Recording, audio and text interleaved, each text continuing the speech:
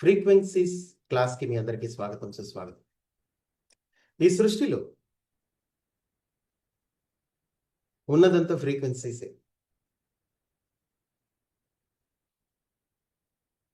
భగవంతుడు ఈ సమస్త సృష్టిని సృష్టించినప్పుడు ఆయన వివిధ ఫ్రీక్వెన్సీస్లో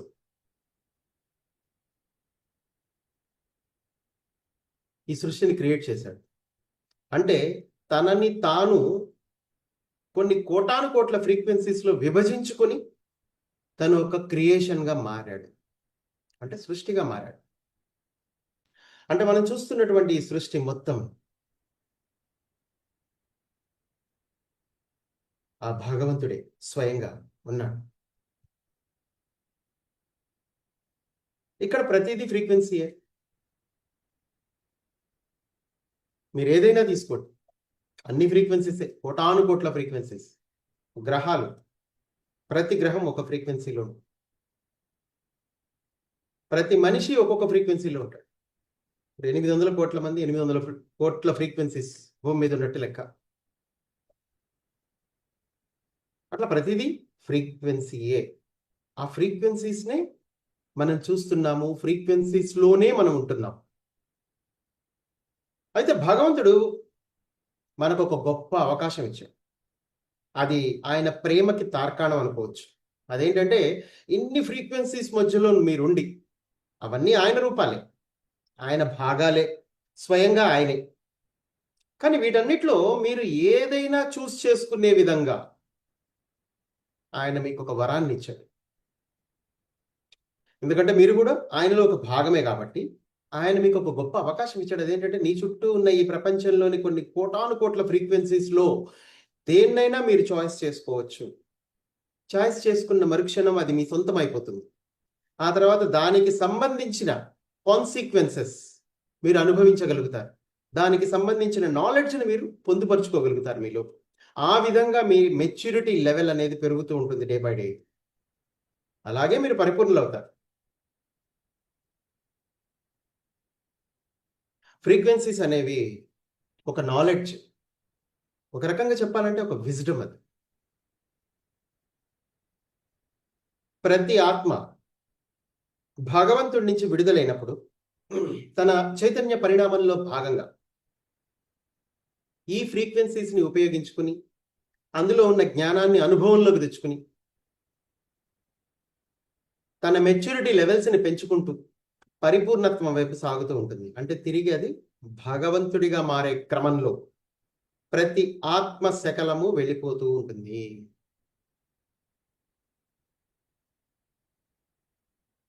ఈ సమయంలో మనందరం చేయాల్సింది అదే.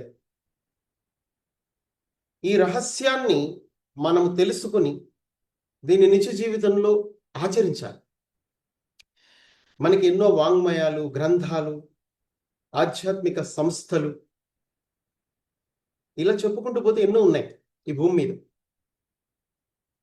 కానీ మీకు ఈ విషయం తెలియనంత వరకు, ఏ విషయము ఉన్నదంతా ఫ్రీక్వెన్సీసే అని, ఆ ఫ్రీక్వెన్సీస్ని మీరు ఎన్నుకునే సామర్థ్యం మీలోనే ఉందని, అది మీరు కేవలం చాయిస్ చేసుకుంటారు అని, అది మీకు తెలిస్తే మీరు ఏం చాయిస్ చేయాలి అనేది మీకు అర్థమవుతుంది.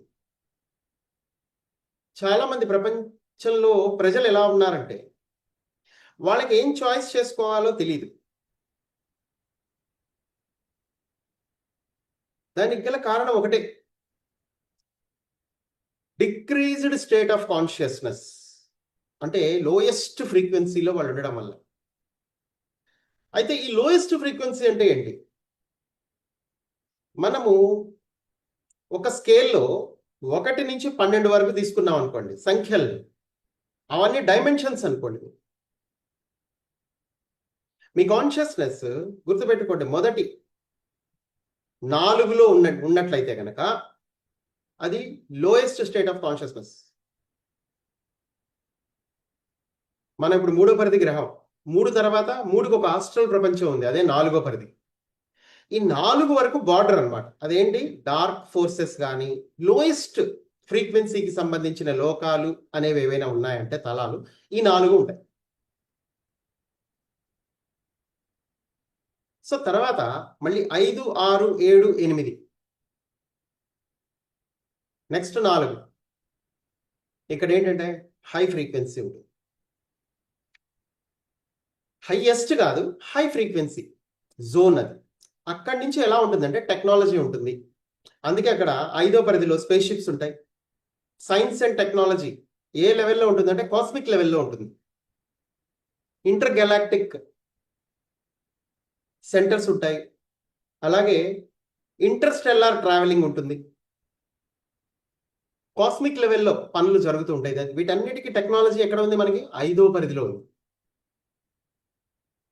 అందుకే మనం చూడండి, ఇక్కడ 1 నుంచి 4 పరిధుల వరకు మన జ్ఞానం ఏదైతే ఉంటుందో, మన భూమి మీద సైన్స్ అది చాలా లోయెస్ట్గా ఉంటుంది. ఓన్లీ రైళ్లు, విమానాలు అక్కడే ఆగిపోయి ఉంటుంది మన ఫిజిక్స్.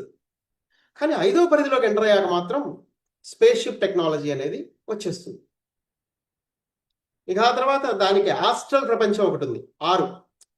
5కి ఆస్ట్రలే 6. కాబట్టి 6 నుంచే వీళ్ళకి మెసేజ్లు అందుతూ ఉంటాయి. ఇప్పుడు ఒక స్పేస్ షిప్ టెక్నాలజీ రావాలంటే 5వ పరిధిలో, అక్కడ 6వ పరిధి నుంచి మీకు మెసేజెస్ అందుతూ ఉంటాయి. సో కాబట్టి అది ఆస్ట్రల్ వర్డ్. ఇక 7వ పరిధికి వెళ్తే అక్కడికి స్పేస్ షిప్తో పనే ఉండదు. మీరు అక్కడ ఏ టెక్నాలజీతో పని ఉండదు. ఎందుకంటే ఆ టెక్నాలజీ అంతా మీ శరీరంలోనే నిక్షిప్తమై ఉంటుంది.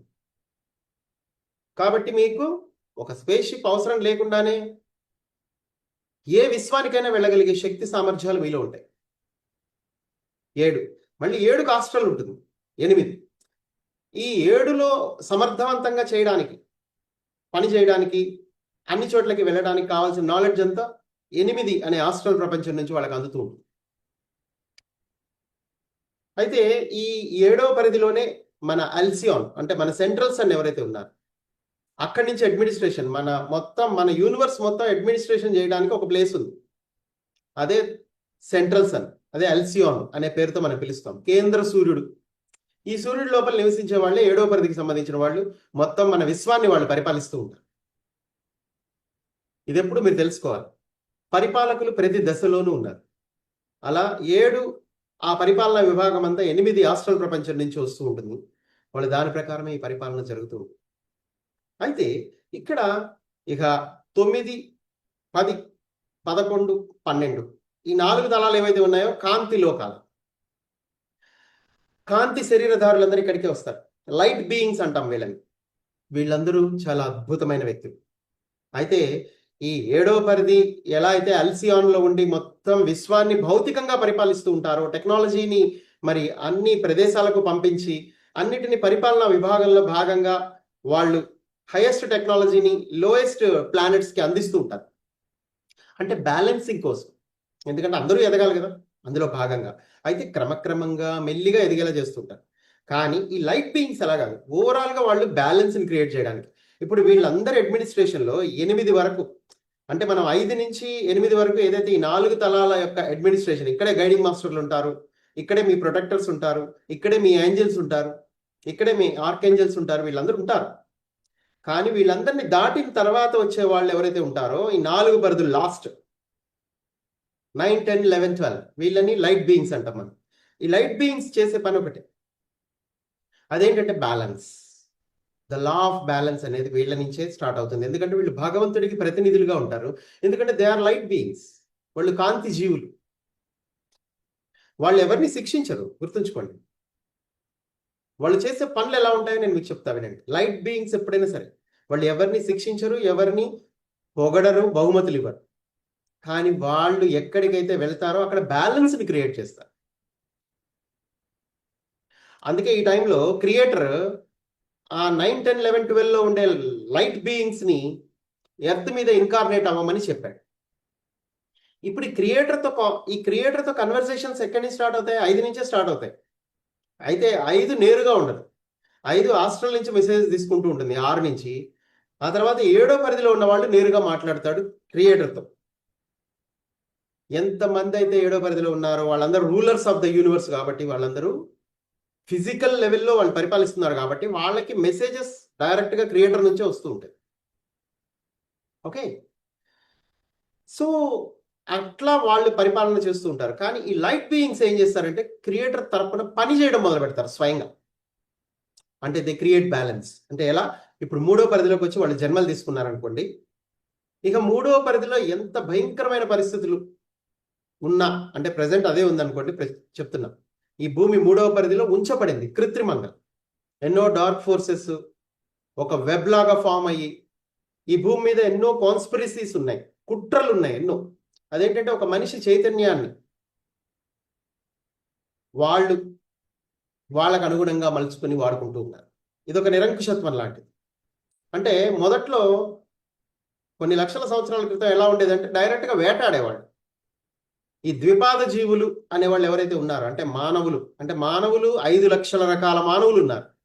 మీకు తెలియదు ఆ విషయం. కానీ మనము ఇప్పుడు బాగా ఎదిగిన మానవులుగా ఉన్నాం. ఎందుకంటే మన రూపం వచ్చేసి ప్లైడియన్స్ కి సంబంధించిన రూపం. సో కాబట్టి మనందరం ఇలా ఉన్నాం హ్యూమన్స్ లాగా. కానీ మిగతా హ్యూమన్స్ కూడా ఉన్నారు, రకరకాల హ్యూమన్స్ అనమాట. వాడి ఫేస్ డిఫరెంట్ గా ఉంటుంది. జంతు తలలు ఉంటాయి, దేహం మానవుడిది ఉండొచ్చు. అట్లా there are so many combinations అనమాట యూనివర్స్ లో. అట్లా 5 లక్షల రకాల వాళ్ళు ఉన్నారు. కానీ ప్రస్తుతం హ్యూమన్ బీయింగ్స్ గా మనం ఉన్నాం. ఓకే, సో ఇక్కడ వీళ్ళందరి పరిపాలనా విభాగం చూసుకునేది ఏడో పరిధి అయితే, వీళ్ళని బ్యాలెన్స్ చేయడానికి ఉన్నది, ఓవరాల్ గా బ్యాలెన్సింగ్ ని సృష్టించడానికి ఉన్నది లైట్ బీయింగ్స్. వీళ్ళు వచ్చి భూమి మీద ఇన్కార్నేట్ అవుతారు. అయినప్పుడు ఏం జరుగుతుంది? ఎర్త్ మీద ఏదైతే జరుగుతుందో ఈ టైంలో కాన్స్పిరసీ, అంటే ఒక పెద్ద కుట్ర, మనుషుల చైతన్యాన్ని ఉపయోగించుకోవడం డార్క్ సైడ్కి, అంటే వాళ్ళ ఆహారంగా దాన్ని స్వీకరించడం అనేది ఇక్కడ జరుగుతూ ఉంటుంది కదా. ఎవరికి తెలియదు ఈ విషయం. ఇక్కడ వీళ్ళు జన్మ తీసుకోవడం వల్ల ఏమవుతుందంటే అలాంటివన్నీ బ్రేక్ అయిపోతాయి. ఇప్పుడు ఈ ప్రపంచంలో ఎన్నో గొడవలు జరుగుతున్నాయి, మనకు తెలుస్తూనే ఉంది. మనం న్యూస్ చూస్తే ఇప్పుడు అర్థం అవుతుంది. స్పెషల్గా మొత్తం ప్రపంచం అంతా తలకిందులు అవుతుంది. దానికి గల కారణం లైట్ బీయింగ్స్ ఇక్కడ జన్మలు తీసుకోవటం వల్ల. వాళ్ళు ఏం చేయరు, వాళ్ళకి దానికి ఏ సంబంధం కూడా ఉండదు. గుర్తుంచుకోండి, ఒక లైట్ బీయింగ్ ఎప్పుడు పోరాడడు. సమస్యల్ని పైకి లేవదీయడం, దాన్ని ముందుకు తీసుకెళ్లడం, దాన్ని ఇంకేదో చేయడం, వాళ్ళతో నేరుగా పోరాటం అనేది ఉండదు. లైట్ బీయింగ్స్ వాళ్ళదోని వాళ్ళు జన్మ తీసుకుంటారు. వాళ్ళు చాలా ప్రశాంతంగా వాళ్ళదోని వాళ్ళు ఉంటారు. వాళ్ళు ఏదో జనాల్లాగానే ఈ సొసైటీకి బలైపోతున్నట్టుగా కనబడతారు, కానీ బలి అవ్వరు. వాళ్ళు అలా ఉంటారు అంతే. మనుషులందరూ బలైపోతుంటారు, అది వేరే విషయం. వాళ్ళకే తెలియకుండా వాళ్ళు ఈ మొబైల్స్కి, టీవీలకి, చుట్టూ ఉండే ఫ్యాషన్స్కి, ఆ ఎడ్యుకేషన్ సిస్టమ్ అంతా ఏదైతే ఉందో దానికి, ఇట్లా ఇంకా ఏదో భౌతికపరమైన టార్గెట్స్ పెట్టుకొని వాళ్ళ లక్ష్యాలకు అనుగుణంగా వెళ్ళిపోతుంటారు కదా. ఇదంతా ఒక ట్రాప్, దీంట్లో తొందరగా పడిపోతారు. కానీ ఈ లైట్ బీయింగ్స్ జన్మ తీసుకున్నప్పుడు వాళ్ళ లాగానే ఉంటారు. వాళ్ళ పక్కింటి వాళ్ళకి కానీ ఇంట్లో బంధువులకు కానీ అనుమానం రాదు. వీళ్ళు రావటం వల్ల ఏం జరుగుతోంది, భూమి మీద ఏదైనా మార్పులు జరుగుతున్నాయన్న ఆలోచన ఎవరికి ఉండదు. వీళ్ళందరూ మనుషుల్లాగానే జీవిస్తున్నట్టుగా కనబడతారు అంతే. కానీ వీళ్ళు చేసే పని చాలా డిఫరెంట్గా ఉంటుంది. వీళ్ళు అందరిలాగా ఉండరు, సొసైటీకి వ్యతిరేకంగా ఉంటారు కానీ కనిపించరు, విషయం అది. అందుకే జనరల్గా థర్డ్ జనరేషన్లో పుట్టే పిల్లలందరూ చాలా రెక్లెస్గా ఉండటం, లేట్గా నిద్ర లేవడం, చాలా ఇష్టం వచ్చినట్టు ఉండటం, ఎట్లా పడితే అట్లా ఉండటం, ఇవన్నీ చేస్తూ ఉంటారు. కళల పట్ల ఎక్కువ మక్కువ చూపించడం, లేకపోతే ఇంకేదైనా. కానీ ఫైనల్గా వాళ్ళందరూ రియలైజ్ అవుతారు వాళ్ళ లోపల ఉండే కాంతి. ఈ లైట్ బీయింగ్స్ అందరూ థర్డ్ జనరేషన్లో జన్మలు తీసుకున్నారు. సెకండ్ జనరేషన్లో కూడా కొంతమంది జన్మ తీసుకున్నారు, వాళ్ళు కూడా లైట్ బీయింగ్సే. వాళ్ళందరూ ఒక ఉద్యమాన్ని లేవదీయడానికి అన్నట్టుగా వస్తారు భూమి మీద. వాళ్ళలాంటి లైట్ బీయింగ్స్తో వాళ్ళు కనెక్ట్ అయ్యి వాళ్ళని జాగ్రత్త పరుస్తూ ముందుకెళ్ళిపోతూ ఉంటారు. వాళ్ళ పని ఏంటంటే సెకండ్ జనరేషన్లో ఉండే లైట్ బీయింగ్స్ మిగతా లైట్ బీయింగ్స్ని యాక్టివేట్ చేస్తారు. ఆ జనరేషన్లో పుట్టిన లైట్ బీయింగ్స్, ఇప్పుడు నక్షత్ర మిత్రుల క్లాసెస్లో ఎంతమంది అయితే వచ్చారో, చూస్తున్నారో, ఒకప్పుడు చూశారు. ఎందుకంటే ఇది ఒక ఉద్యమం ఎప్పటి నుంచి మనం స్టార్ట్ చేసాం? 2012 నుంచి స్టార్ట్ చేసాం. మరి 2012 నుంచి ఇప్పటి వరకు ఈ గడిచిన ఈ 16 సంవత్సరాల్లో, 17 సంవత్సరాల్లో కావచ్చు. కానీ ఈ 17 ఇయర్స్లో ఒక జనరేషన్ మొత్తం లిఫ్ట్ చేయబడింది. ఎవరైతే ముఖ్యమైన వ్యక్తులు ఎవరైతే ఉన్నారో ఈ నక్షత్ర మిత్రుల్లో, వాళ్ళందరూ క్లాసెస్ విని ఇన్స్పైర్ అయ్యి ముందుకెళ్ళిపోయిన వాళ్ళు వాళ్ళ లోపల ఉన్న లైట్ని జాగ్రత్త పరుచుకున్నారు. కానీ ఆ తర్వాత జనరేషన్ వచ్చేసేసరికి ఇప్పుడు కొత్త జనరేషన్ ఉంది. ఇప్పుడు వీళ్ళందరూ ఇంకా అడ్వాన్స్డ్ లైట్ బీయింగ్స్ అనమాట. అంటే ఇప్పుడు 9, 10, 11, 12, ఈవెన్ 11 నుంచి 12 నుంచి వచ్చిన వాళ్ళు కూడా ఉన్నారు ఈ లైట్ బీయింగ్స్. వీళ్ళు వచ్చి మామూలుగానే ఉంటారు, వీళ్ళదామని వీళ్ళు ఉంటూ ఉంటారు సొసైటీలో. మీరు ఇన్స్టాగ్రామ్లో చూస్తే తెలుస్తుంది ఎంత మంది చిన్న చిన్న పిల్లలు 25 to 28 ఇయర్స్ మధ్యలో, ఈవెన్ 20 ఇయర్స్ నుంచి కూడా 28 మధ్యలో ఉంటారు వీళ్ళు. సో వీళ్ళందరూ కూడా ఇన్స్టాగ్రామ్లో ఎనర్జీ గురించి మాట్లాడతారు, ఫ్రీక్వెన్సీస్ గురించి మాట్లాడతారు, ప్లానెట్స్ గురించి మాట్లాడతారు, ఎనర్జీ ఎలా వర్క్ చేస్తుందో చెప్తారు, క్వాంటమ్ ఫిజిక్స్ గురించి మాట్లాడతారు, మ్యాట్రిక్స్ గురించి మాట్లాడుతున్నారు. ఇవన్నీ మీకు ఇన్స్టాలో దొరుకుతారు. వీళ్ళందరూ యూత్, వీళ్ళందరూ ఎక్కడి నుంచి వచ్చారు? వీళ్ళందరూ జస్ట్ ఏం చేయరు. వీళ్ళు మామూలుగా వాళ్ళ చదువులు వాళ్ళు చదువుకుంటూ వాళ్ళు ఏదో ఉద్యోగాలు చేస్తున్నట్టుగా నటిస్తూ ఏదో చేస్తూ ఉంటారు. కానీ ఫైనల్గా ఎక్కువ శాతం అయితే వాళ్ళు సొసైటీకి బలయ్యే విధంగా అయితే వాళ్ళ జీవితాలు ఉండవు. వాళ్ళు రియాలిటీని అర్థం చేసుకొని దాన్ని ప్రపంచానికి పంచే క్రమంలో ఉంటారు ఈ లైట్ బీయింగ్స్ అందరు. ఎందుకంటే ఈ భూమి ఇంకా అంత దారుణమైన స్థితిలోకి వెళ్ళాల. అంటే ఇంక ఇప్పుడు లైట్ బీయింగ్స్ వచ్చినా కానీ ఇక దీన్ని ఏం చేయలేము అనే పరిస్థితిలో లేదు. భూమి ఇంకా ఎలాంటి స్థితిలో ఉందంటే ఇది తిరిగి పరిపూర్ణత్వాన్ని పొందడానికి సిద్ధంగా ఉండే స్థితిలోనే ఉంది. ఎందుకంటే అయిపోయింది. దీనికి సంబంధించిన కార్యక్రమాలు, ప్లాన్స్ 1,00,000 సంవత్సరాల నుంచి జరుగుతూనే ఉన్నాయి. ఇక్కడ ఇంప్లిమెంటేషన్ జరుగుతుంది. ఈవెన్ ప్లైడియన్స్ 1,00,000 ఇయర్స్ ముందు నుంచే ఇక్కడ ఒక కాలనీ ఏర్పరచుకొని భూమి మీద పనిచేస్తూ ఉన్నారు. అలాగే ఆర్క్టూరియన్స్, ఆండ్రోమెడన్స్, ఆల్ఫా సెంటూరియన్స్ అందరూ కూడా ఈ పని మీదే ఉన్నారు. కాబట్టి ఇప్పుడు ఎస్పెషల్లీ రైట్ నౌ మనందరికీ 12 DNA అనేది యాక్టివేట్ అయ్యింది లోపల. అయితే అది దాన్ని మేల్కొల్పే కార్యక్రమాలు ఇప్పుడు జరుగుతున్నాయి టైం. సో ఇప్పుడు అందరికీ హార్డ్వేర్ అయితే ఉంది లోపల. అంటే చక్రాస్ అన్ని 12 ఉన్నాయి, DNA 12 స్ట్రాండ్స్ ఉంటుంది. కాకపోతే దాన్ని వాడలేదు మనం అంతా ఇప్పటి వరకు. అది ఇప్పుడు ఈ లైట్ బీయింగ్స్ ఎవరైతే భూమి మీద జన్మలు తీసుకున్నారో వాళ్ళు ఏం చేస్తారంటే ఆ లైట్ ని వాళ్ళు ప్రసారం చేయడం వల్ల ఆ మిగతా జనాలు ఎవరైతే ఉన్నారో భూమి మీద వాళ్ళందరూ చక్రా సిస్టమ్ ని యాక్టివేట్ చేసుకోవడానికి ఒక ఆఖరి అవకాశంగా ఉంటుంది. ఈ లైట్ బీయింగ్స్ మన ఇళ్లలోనే పుడతారు, ఎక్కడో పుడతారని అనుకోకండి. ఇందులో చిన్న చిన్న వెనకబడ్డ జాతుల నుంచి చాలా ఎదిగిన జాతుల వరకు అందరి ఇళ్లలో పుట్టారు ఈ లైట్ బీయింగ్స్. ఎందుకంటే ఇంక ఇప్పుడు emergency time, especially only vegetarian families లోనే పుట్టాలి అని ఏం అనుకోవట్లా. కానీ కొందరు ఉన్నారు వెజిటేరియన్ ఫ్యామిలీస్ లో వెతుక్కున్నారు, పుట్టారు. కానీ మిగతా వాళ్ళకి అసలు దొరకదు కదా, ఇంకా గర్భాలు అన్ని లేవు. అందుకని అన్ని జాతుల్లోనూ పుట్టడం జరిగింది భూమి మీద. సో అట్లా లైట్ బీయింగ్స్ అనేవాళ్ళు ఇప్పుడు వర్క్ చేసుకుంటూ వెళ్ళిపోతున్నారు. సో అలా వాళ్ళు ఏం చేస్తారంటే ఒక బ్యాలెన్స్ ని క్రియేట్ చేస్తారు అన్న విషయాన్ని మీరు తెలుసుకోవాలి.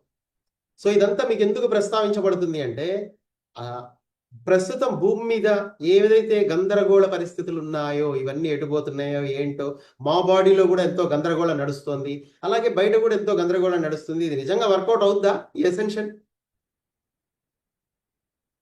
అని చాలా మందికి చాలా చాలా చాలా మందికి అనిపిస్తూ ఉంటుంది. ఈ టైంలో చాలా మందికి బాడీలో చేంజెస్ జరుగుతూ ఉన్నాయి. కానీ అదేంటి, ఈ యొక్క బాడీ అనేది ఏంటి అసలు? ఇదొక పరికరం. దీని లోపల ఏముంది? ఇదొక లివింగ్ లైబ్రరీగా ఉండి దీని లోపల ఒక 12 చక్రాస్ ఉండి అవి రెడీ టు ఆపరేట్ అన్నట్టుగా ఉన్నాయి. దాన్ని యాక్టివేట్ చేసే క్రమంలో పైనుంచి కాస్మిక్ కోడ్స్ అనేవి, లైట్ కోడ్స్ అనేవి కిందకు వస్తుంది. ఇప్పుడు మీకు తెలియకుండానే మీరు ఎలా ఉన్నా, ఎలాంటి ఆలోచన విధానంలో ఉన్నా, మీరు ఏం చేసినా ఏం చెయ్యకపోయినా మిమ్మల్ని మీరు నిందించుకోకండి. ఇక్కడ మీ బాడీలో మీరు రాత్రి నిద్రపోతున్నప్పుడు డెఫినెట్గా ఆ లైట్ కోడ్స్ మీ లోపలికి వెళ్ళి మిమ్మల్ని జాగ్రత్త పరుస్తూనే ఉంటాయి. ఇక్కడ మీరు బాధపడాల్సింది ఏం లేదు. ఇక్కడ నేను ఏదో ముందుకు వెళ్ళలేకపోతున్నానా, ఎక్కడైనా స్టక్ అయ్యానా అని చాలా మంది అడుగుతూ ఉంటారు నన్ను కాల్స్ చేసి. అలా ఏం లేదు అసలు నిజానికి. ఇక్కడ ఈ టైంలో ఏదైతే జరుగుతుందో దాన్ని ప్రేమతో జరగనివ్వండి. అయితే ఇక్కడ మీ జీవన విధానం ఎలా ఉండాలి అనేది ఈ క్లాస్ యొక్క ప్రధాన ఉద్దేశం. ఇక్కడ జీవన విధానం ఎలా ఉండాలి అనేది నేను మీకు చెప్తా. ఇప్పుడు ఇక్కడ ప్రధాన ఉద్దేశం అంటే ఏంటి, ఇక్కడ ఈ ఫ్రీక్వెన్సీస్ అనే క్లాస్లో మీకు ఎలా ఉండాలో చెప్పడమే ఇక్కడ ప్రధాన ఉద్దేశం. అంటే ఇక్కడ మెయిన్ ఏంటి, మీ లైఫ్ స్టైల్ ఎలా ఉండాలి. ఇప్పటి వరకు మీరు ఏం చేస్తున్నారు? మీరు ఒక ఫ్లోలో వెళ్తున్నారు. ఎందుకని వెళ్తున్నారు అది కూడా తెలుసుకోవాలి మీరు. ఎందుకంటే ఇక్కడ డిక్రీజ్డ్ స్టేట్ ఆఫ్ కాన్షియస్నెస్ ఉంది. మీరు ఎక్కడ ఏ తలంలో ఉన్నారు? ఫస్ట్ పాయింట్ 1, 2, 3, 4 ఈ ఫస్ట్ లెవెల్ ఏదైతే ఉందో ఈ 4 తలాల లోపలే ఉన్నారు. అంటే మీరు 3వ పరిధిలో ఉన్నారు. ఉన్నది 4 పరిధిలే కదా, ఈ లోయెస్ట్ ఫ్రీక్వెన్సీలో ఉన్నది. అందులో 3లో ఉన్నారు. మిమ్మల్ని నడిపించేది ఎవరు? ఆస్ట్రల్గా 4వ పరిధిలో ఉండి నడిపించే చీకటి జీవులు. వాళ్ళు పరాన్న బుక్కులుగా ఉన్నారు. అంటే పారాసైట్స్. పారాసైటిక్ నేచర్ ఎట్లా ఉంటుంది అంటే వాళ్ళు కనపడరు కానీ మిమ్మల్ని వాడుకుంటూ ఉంటారు. మీకు తెలియదు 3వ పరిధిలో మీరు ఎవరి ద్వారా వాడబడుతున్నారు, డైలీ బేసిస్లో మీ చైతన్యాన్ని ఎలా హరిస్తున్నారు? మొదట్లో వీళ్ళు ఇందాక మనం చెప్పుకోవడానికి ప్రయత్నం చేశాం, అదేంటంటే ద్విపాద జీవుల్ని వేటాడి చంపేవాళ్ళు డార్క్ ఫోర్సెస్ ఒకప్పుడు. తర్వాత తర్వాత అవి కూడా చైతన్య పరిణామంలో ఎదిగాయి, డార్క్ ఫోర్సెస్ కూడా ఎదిగి తర్వాత ఏం చేశాయంటే అసలు ఈ వేటాడటం చంపటం ఇదంతా ఎందుకు, హాయిగా 4వ పరిధిలో కూర్చొని వాడి చేత ఉద్యోగ వ్యాపారాలు చేయిస్తూ వాడిని పబ్బులకి సినిమాలకి తిప్పుతూ వాడిని మాయలో ఉంచుతూ వాడి చేతిలో మొబైల్ పెట్టి వాడి డబ్బులు పెట్టి వాడే కొనుక్కునేలా చేసి ఇంట్లో టీవీ కూడా వాళ్ళ డబ్బులతో వాళ్ళనే కొనిపించేసి మనం జస్ట్ వాళ్ళకి మనము 4వ పరిధిలో ఉండి వాళ్ళకి కనబడకుండా వాళ్ళని వాడుకుంటూ ఉంటే చాలు. వాళ్ళ ఎమోషన్స్తో మనం గేమ్ ఆడుకోవచ్చు. ఎందుకంటే ఎమోషన్స్ కింద నుంచి మొదలు పెడితే లోయెస్ట్ నుంచి హైయెస్ట్ వరకు మన బాడీ మొత్తం ఎమోషన్స్తో నిండిపోయి ఉంటుంది. మనకి ఎమోషనల్ బాడీ ఉంది. వీఆర్ ఎమోషనల్ బీయింగ్స్ అంటాం మనం. యాక్చువల్లీ జంతువులు కూడా ఎమోషనల్ బీయింగ్సే, అందుకే దే ఆర్ వెరీ డేంజరస్. వాటి జోలికి వెళ్ళామంటే మనిషిని చంపినట్టే. సో కాబట్టి గుర్తుపెట్టుకోండి, జంతువుల జోలికి ఎప్పుడు వెళ్ళొద్దు, వాటిని హింసించొద్దు, వాటిని అవమానించొద్దు, వాటిని ప్రేమగా చూడండి అంతే. ఎందుకంటే మనుషుల్ని ప్రేమగా చూసినా జంతువుల్ని ప్రేమగా చూసినా ఒకటే. ఇక్కడ వీధి కుక్కలనైనా మీరు ప్రేమతో గౌరవంతో చూడాలి అంతే. మీరు ప్రేమగా ఉండట్లేదు కాబట్టి అవి పిచ్చి కుక్కల్లాగా బయట అందరినీ కరుస్తున్నాయి, వాటిలో అవి కొట్టుకుంటున్నాయి. ఎందుకంటే మనుషుల మధ్యలో ఉన్నాయి కాబట్టి వాటిల్లో అవి కొట్టుకుంటున్నాయి. అదే గనక ఇక్కడ మనుషులు లేకపోతే అవి ఐకమత్యంతో ఉంటాయి. లేదంటే మనుషులు ఇక్కడ ఎదిగి ఉన్నారనుకోండి, బుద్ధుడిలాగా ఉన్నారు, అందరూ మంచిగా ఎదిగి ఉన్నారు, అందరి చైతన్యం హైయెస్ట్ స్టేట్ ఆఫ్ కాన్షియస్నెస్లోకి వెళ్ళిపోతే అప్పుడు కుక్కలు కూడా అక్కడ వీధి కుక్కలు కూడా నీతో ప్రేమగా ఉండి మీకే క్లాసులు చెప్తాయి అవసరమైతే. ఎందుకంటే అవి హయ్యర్ సెల్ఫ్తో కనెక్ట్ అయి ఉంటాయి కాబట్టి. జంతుజాతి మొత్తం మన జీవితంలో అదొక వరం. ఎందుకంటే ఎమోషనల్ బీయింగ్స్ వాళ్ళు మన పొరుగు వాళ్ళంటే ఎవరో కాదు, మన పక్కింటోడు అనుకునేరు కాదు, మన జంతువులు. చుట్టుపక్కల ఉండే జంతుజాతి మొత్తం మన పొరుగు వాళ్ళే, వాళ్ళనే ప్రేమించాలి మనం. జీసస్ అదే మొత్తుకున్నాడు కానీ అర్థం కాలే జనానికి. సరే, ఇప్పుడు ఇక్కడ ఏంటంటే మనము మన ఫ్రీక్వెన్సీని ఇప్పుడు ఎలా పెంచుకోవాలి అన్నది ఇక్కడ ప్రధానమైన ఉద్దేశం. ఇప్పుడు ఫ్రీక్వెన్సీస్ చాలా ఉన్నాయి మన చుట్టూ. ఇప్పుడు మనం ఈ తలంలో ఉన్నాం కాబట్టి అప్ టు 4 వరకే మనం ఉన్నాం కాబట్టి ఇక్కడ మనం నేర్చుకోవాల్సిన ప్రధానమైన విషయం ఏంటి, భూమి 5వ పరిధిలోకి వెళ్ళిపోతుంది కానీ ఇప్పటికీ జనాలు వాళ్ళు 3వ పరిధిలో ఉండి అమాయకంగా ఉన్నారు అన్న విషయం తెలియదు. అంటే టెక్నికల్గా తెలుసు. ఇక్కడ ఏంటంటే మాలాంటి వాళ్ళు ఎప్పటి నుంచో గత 17 ఏళ్ళుగా ఇదే బోధిస్తూ ఉన్నారు కాబట్టి టెక్నికల్గా they know very well that 3D matrix is there, they are controlling us invisibly అన్నది they are very much known. కానీ practically they don't even recognise themselves. ఇక్కడ వాళ్ళని వాళ్ళు అర్థం చేసుకోలేకపోతున్నారు. ఎక్కడ మేము ట్రాప్లో ఇరుక్కున్నాము అనేది సెల్ఫ్ చెక్ అనేది ఉండాలి కదా ప్రతిరోజు. నేను ఎక్కడ ట్రాప్లో ఉన్నాను అనేది సెల్ఫ్ ఆర్గనైజేషన్ అనేది లేదు ఇక్కడ జనాల్లో. ఆ సెల్ఫ్ చెక్ అనేది, ఇంట్రాస్పెక్షన్ అనేది లేదు. డైలీ బేసిస్ మీద ఈరోజు మీరు ఏం చేశారు, ఎక్కడ మీరు ట్రాప్లో ఇరుక్కుంటున్నారు, ఎక్కడ మీ ఫ్రీక్వెన్సీ రేజ్ అవ్వకుండా ఉంటుంది అన్నది చెక్ చేసుకోవడానికి ఎవరు లేదు. సో కాబట్టి ఇక్కడ మొత్తం ఫ్రీక్వెన్సీస్ అన్నీ ఉన్నాయి. కానీ గుర్తుపెట్టుకోండి, మీరు ఈ పరిధిలో ఉన్నప్పుడు మీరు చాయిస్ చేసుకోవడం అనేది చాలా తక్కువగా ఉంటుంది. దానికి గల కారణం ఒకటే, ఫోకస్. గుర్తుంచుకోండి, డిక్రీజ్డ్ స్టేట్ ఆఫ్ కాన్షియస్నెస్ మీకు ఉన్నప్పుడు, అంటే మీరు లోయర్ ఫ్రీక్వెన్సీలో ఉన్నారు, అంటే 3వ పరిధిలో ఉన్నప్పుడు మీకు ఫోకస్ ఉండదు. మీకు కేంద్రీకృతం చేయలేరు. అలానే అందరూ కాదు, అందరు రకరకాల బాడీస్ ఉన్నాయి, అందరికీ రకరకాల మానసిక స్థితులు ఉన్నాయి. ఇందులో ఎదిగిన మానవులు కూడా చాలా మంది జన్మలు తీసుకున్నారు. సో కాబట్టి నేను అందరి విషయం కాదు చెప్పేది, ఓవరాల్గా 90% పాపులేషన్ గురించి చెప్తున్నా. కానీ ఒక 10% రియలైజేషన్లోనే ఉన్నారు, వాళ్ళు ఫోకస్ పెడతారు ఇక్కడ. ఎందుకంటే వాళ్ళని వాళ్ళు రియలైజ్ చేసుకుంటున్నారు కాబట్టి. వాళ్ళు పుట్టుకతోటే కొంతమంది అజ్ఞానాన్ని కలిగి ఉన్నారు. చాలా మంది లైట్ వర్కర్స్ ఎట్లా ఉన్నారంటే ఇప్పుడు వాళ్ళకి ఫోకస్ ఉండదు. దానికల్ల కారణం తప్పు వాళ్ళది కాదు. ఇక్కడ డిక్రీజ్డ్ స్టేట్ ఆఫ్ కాన్షియస్నెస్ ఉంది, అంటే లో ఫ్రీక్వెన్సీ ఉంది కాబట్టి ఇక్కడ ఫోకస్ మీకు 100 రకాలు ఉంటుంది. కాసేపు మొబైల్, కాసేపు జనాలతో మాట్లాడటం, కాసేపు ఉద్యోగం మీద, కాసేపు సమస్యల మీద, కాసేపు అంటే వాడు ఒక దాని మీద ఫోకస్ ఉండదు. మీరు ఈ భూమి మీద సక్సెస్ఫుల్ పీపుల్ దగ్గరికి వెళ్ళండి. ఇప్పుడు ఒకడు డాన్స్లో పెద్ద పెద్ద అవార్డులు తీసుకుంటున్నాడు అనుకోండి, వాడి జీవితం మొత్తం దానికోసం ఫోకస్ మొత్తం దాని మీద పెట్టాడని అర్థం. ఇప్పుడు మైకేల్ జాక్సన్ ఉన్నాడు, దానికి సజీవ ఉదాహరణ. అతను ఒక భగవంతుడిలానే జీవించాడు. అతని జీవితం అంతా మైకేల్ జాక్సన్ ఎలా జీవించాడో ఒక దేవుడనే అంటాను. ఎందుకంటే అతను మొత్తం జీవితాన్ని డాన్స్కి పణంగా పెట్టాడు. లాస్ట్కి అతను ఒక గాడ్గానే ఉన్నాడు.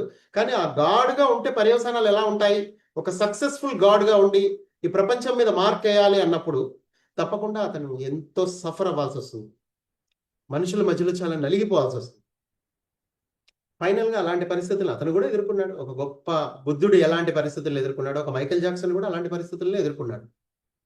ఎందుకంటే వాళ్ళందరూ కూడా గుర్తుపెట్టుకోండి, వాళ్ళందరూ ఫోకస్ ఒకదాని మీద పెట్టారు. ఈవెన్ ఐన్స్టీన్ ఒకే దాని మీద ఫోకస్ పెట్టాడు.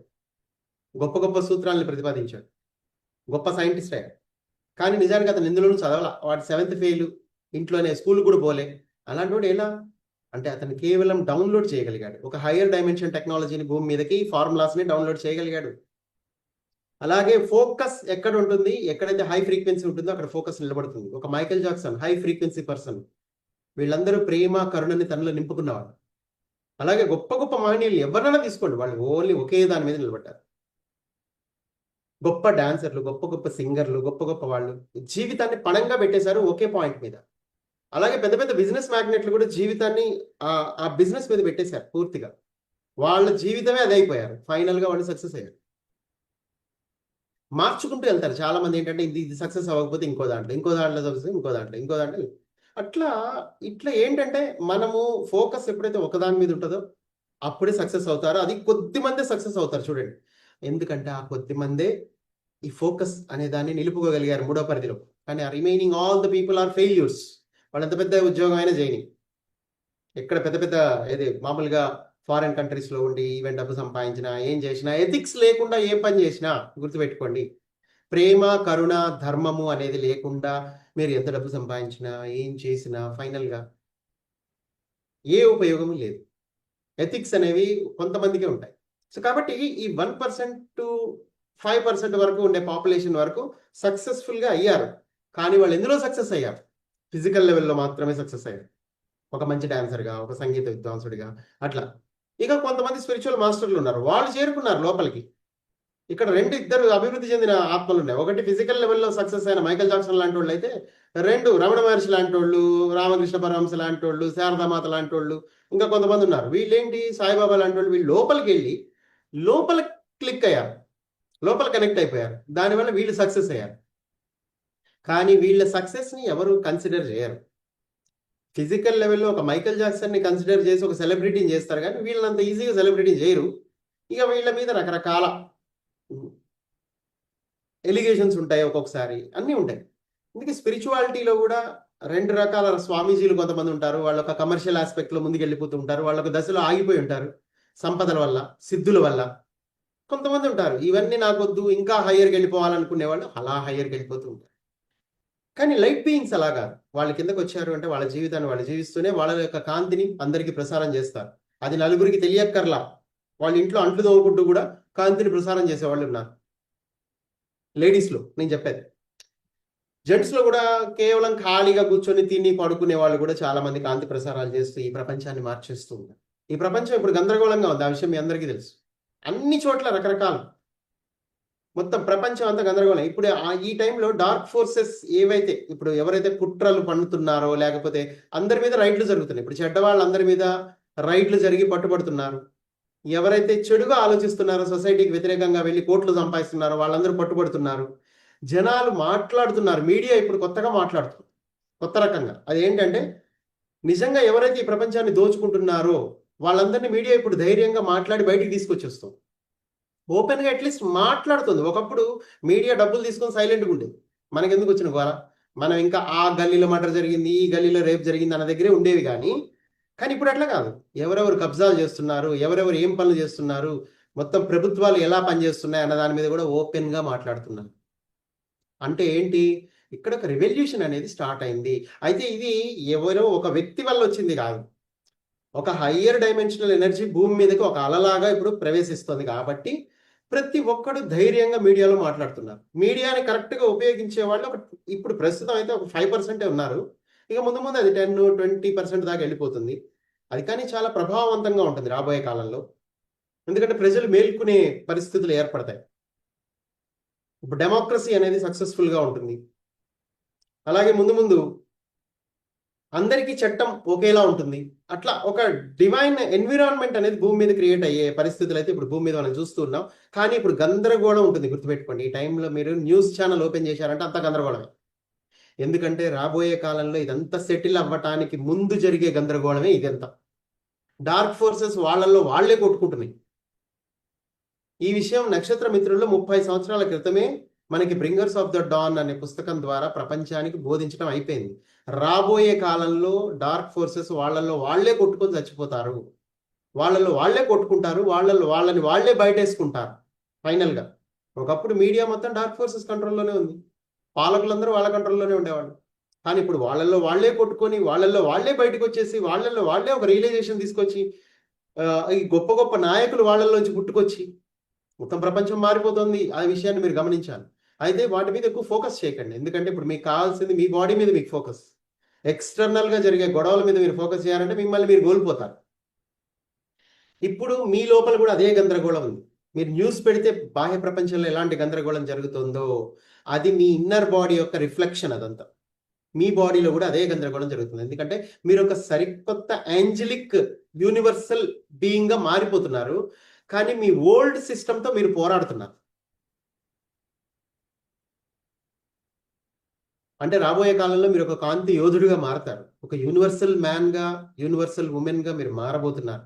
You are the being, universal being గా మారబోతున్నారు. అంటే ఈ లోపు చాలా బాడీలో చాలా జరగాలి, మెటమార్ఫసిస్ అనేది జరగాలి. ఒక మార్పు. మెటమార్ఫసిస్ అంటే ఏంటి? గొంగళి పురుగు సీతాకోక చిలుకగా మారే ప్రక్రియని మనం మెటమార్ఫసిస్ అంటాం. ఈ మెటమార్ఫసిస్ హ్యూమన్స్ లో కూడా జరుగుతూ ఉంటుంది, ఎందుకంటే మనుషులు కూడా రాబోయే కాలంలో యూనివర్సల్ బీయింగ్ గా మారబోతున్నాడు. అంటే అతనికి అవధులు లేకుండా ఈ 12 డైమెన్షన్స్ లో ఎక్కడికంటే అక్కడికి తిరిగే ఆ పరిస్థితిని సంతరించుకోబోతున్నాడు. రాబోయే కాలంలో టెక్నాలజీ అనేది చాలా హయ్యర్ లెవెల్లో భూమి మీదకి రాబోతోంది, ఎందుకంటే భూమే ఆ టెక్నాలజీ ఉన్న ప్రదేశానికి వెళ్తోంది. టెక్నాలజీ భూమి మీదకి రాదు. అలా వచ్చేదంటే ఈ పాటికి మనమే స్పేస్ షిప్లో తిరుగుతూ ఉండేవాళ్ళం. మనం ఎందుకు రైళ్లలో తిరుగుతున్నాం? ఎందుకంటే టెక్నాలజీ అనేది మన ప్లానెట్టే 5వ పరిధిలోకి వెళ్ళిపోతుంది ఇప్పుడు. సో కాబట్టి మన గ్రహం హయ్యర్ టెక్నాలజీ ఉండే ప్రదేశాలకి ట్రాన్స్పోర్ట్ అవుతోంది, కాబట్టి మనకి సహజంగానే జరుగుతాయన్నీ. సో ఈ క్రమంలో పాత వ్యవస్థ మొత్తం కొత్త వ్యవస్థతో కొట్లాడుతోంది ఈ టైంలో. అందుకే ఈ టైంలో రాజకీయంగా, సామాజికంగా, సాంఘికంగా చాలా గొడవలు జరుగుతుంది. అదే మీ బాడీలో జరుగుతున్నవే బయట కూడా జరుగుతున్నాయి అన్న విషయాన్ని మీరు అర్థం చేసుకోవాలి మై డియర్ ఫ్రెండ్స్. సో ఇక్కడ ఈ టైంలో మీరు ఎస్పెషల్లీ ఏం చేయాలి అన్నది ఇక్కడ చాలా ఇంపార్టెంట్. ఫస్ట్ ఫోకస్ బయట నుంచి తీసేయండి, మీ మీద ఫస్ట్ ఫోకస్ చేయండి. ఇప్పుడు మీ మీద ఫోకస్ చేయాలంటే ఫస్ట్ ఏం చేయాలి? ఫస్ట్ మాంసాహారం మానేయాలి. అందరూ నేను చెప్పేది ఇదేదో మేము ఆల్రెడీ మానేశాం కదా, మాకు ఎందుకు చెప్తున్నారు అనుకోకండి. జనరల్గా ఇది ఏంటంటే పబ్లిక్, ఇంకా కొత్త కొత్త వాళ్ళు ఎంతో మంది వింటారు ఈ క్లాస్ రాబోయే కాలంలో. సో కాబట్టి అందరినీ ఉద్దేశించి చెప్తున్నాం. ఫస్ట్ థింగ్ మానేయాల్సింది, మనం హై ఫ్రీక్వెన్సీకి చేరుకోవడానికి మీరందరూ ఎంత మొత్తుకున్నా మేము హయ్యర్ డైమెన్షన్కి వెళ్ళిపోతున్నామని మీరు వెళ్ళట్లా. ఎందుకంటే మీ ఓల్డ్ సిస్టంలోనే మీ ఆలోచన విధానం 3వ పరిధి ఆలోచన విధానంలోనే ఉంది. అందుకే ఇంత స్ట్రగ్లింగ్ జరుగుతుంది మీకు లోపల. కాబట్టి చెప్తున్నా, ఫస్ట్ మీరు చేయాల్సింది ఏంటంటే మీ జీవన విధానం మార్చుకునే క్రమంలో ఫస్ట్ మాంసాహారం వదిలేయాలి. That is the first foremost thing. ఎందుకంటే అది చాలా క్రూయల్ ఫుడ్ అనమాట. అది దానితోటే మొత్తం అసలు ఆధారపడి ఉంది. సో మీ బయాలజీ మొత్తం దేని మీద ఆధారపడి ఉంది? దేని మీద ఆధారపడి? మాంసాహారం వదిలేయాలి. అలాగే పాలు, డైరీ ప్రోడక్ట్స్ ఏవైతే ఉన్నాయో వాటన్నిటి మీద కూడా మీరు ఫోకస్ చేసి వాటిని తీసేయాలి మీ జీవితంలోంచి.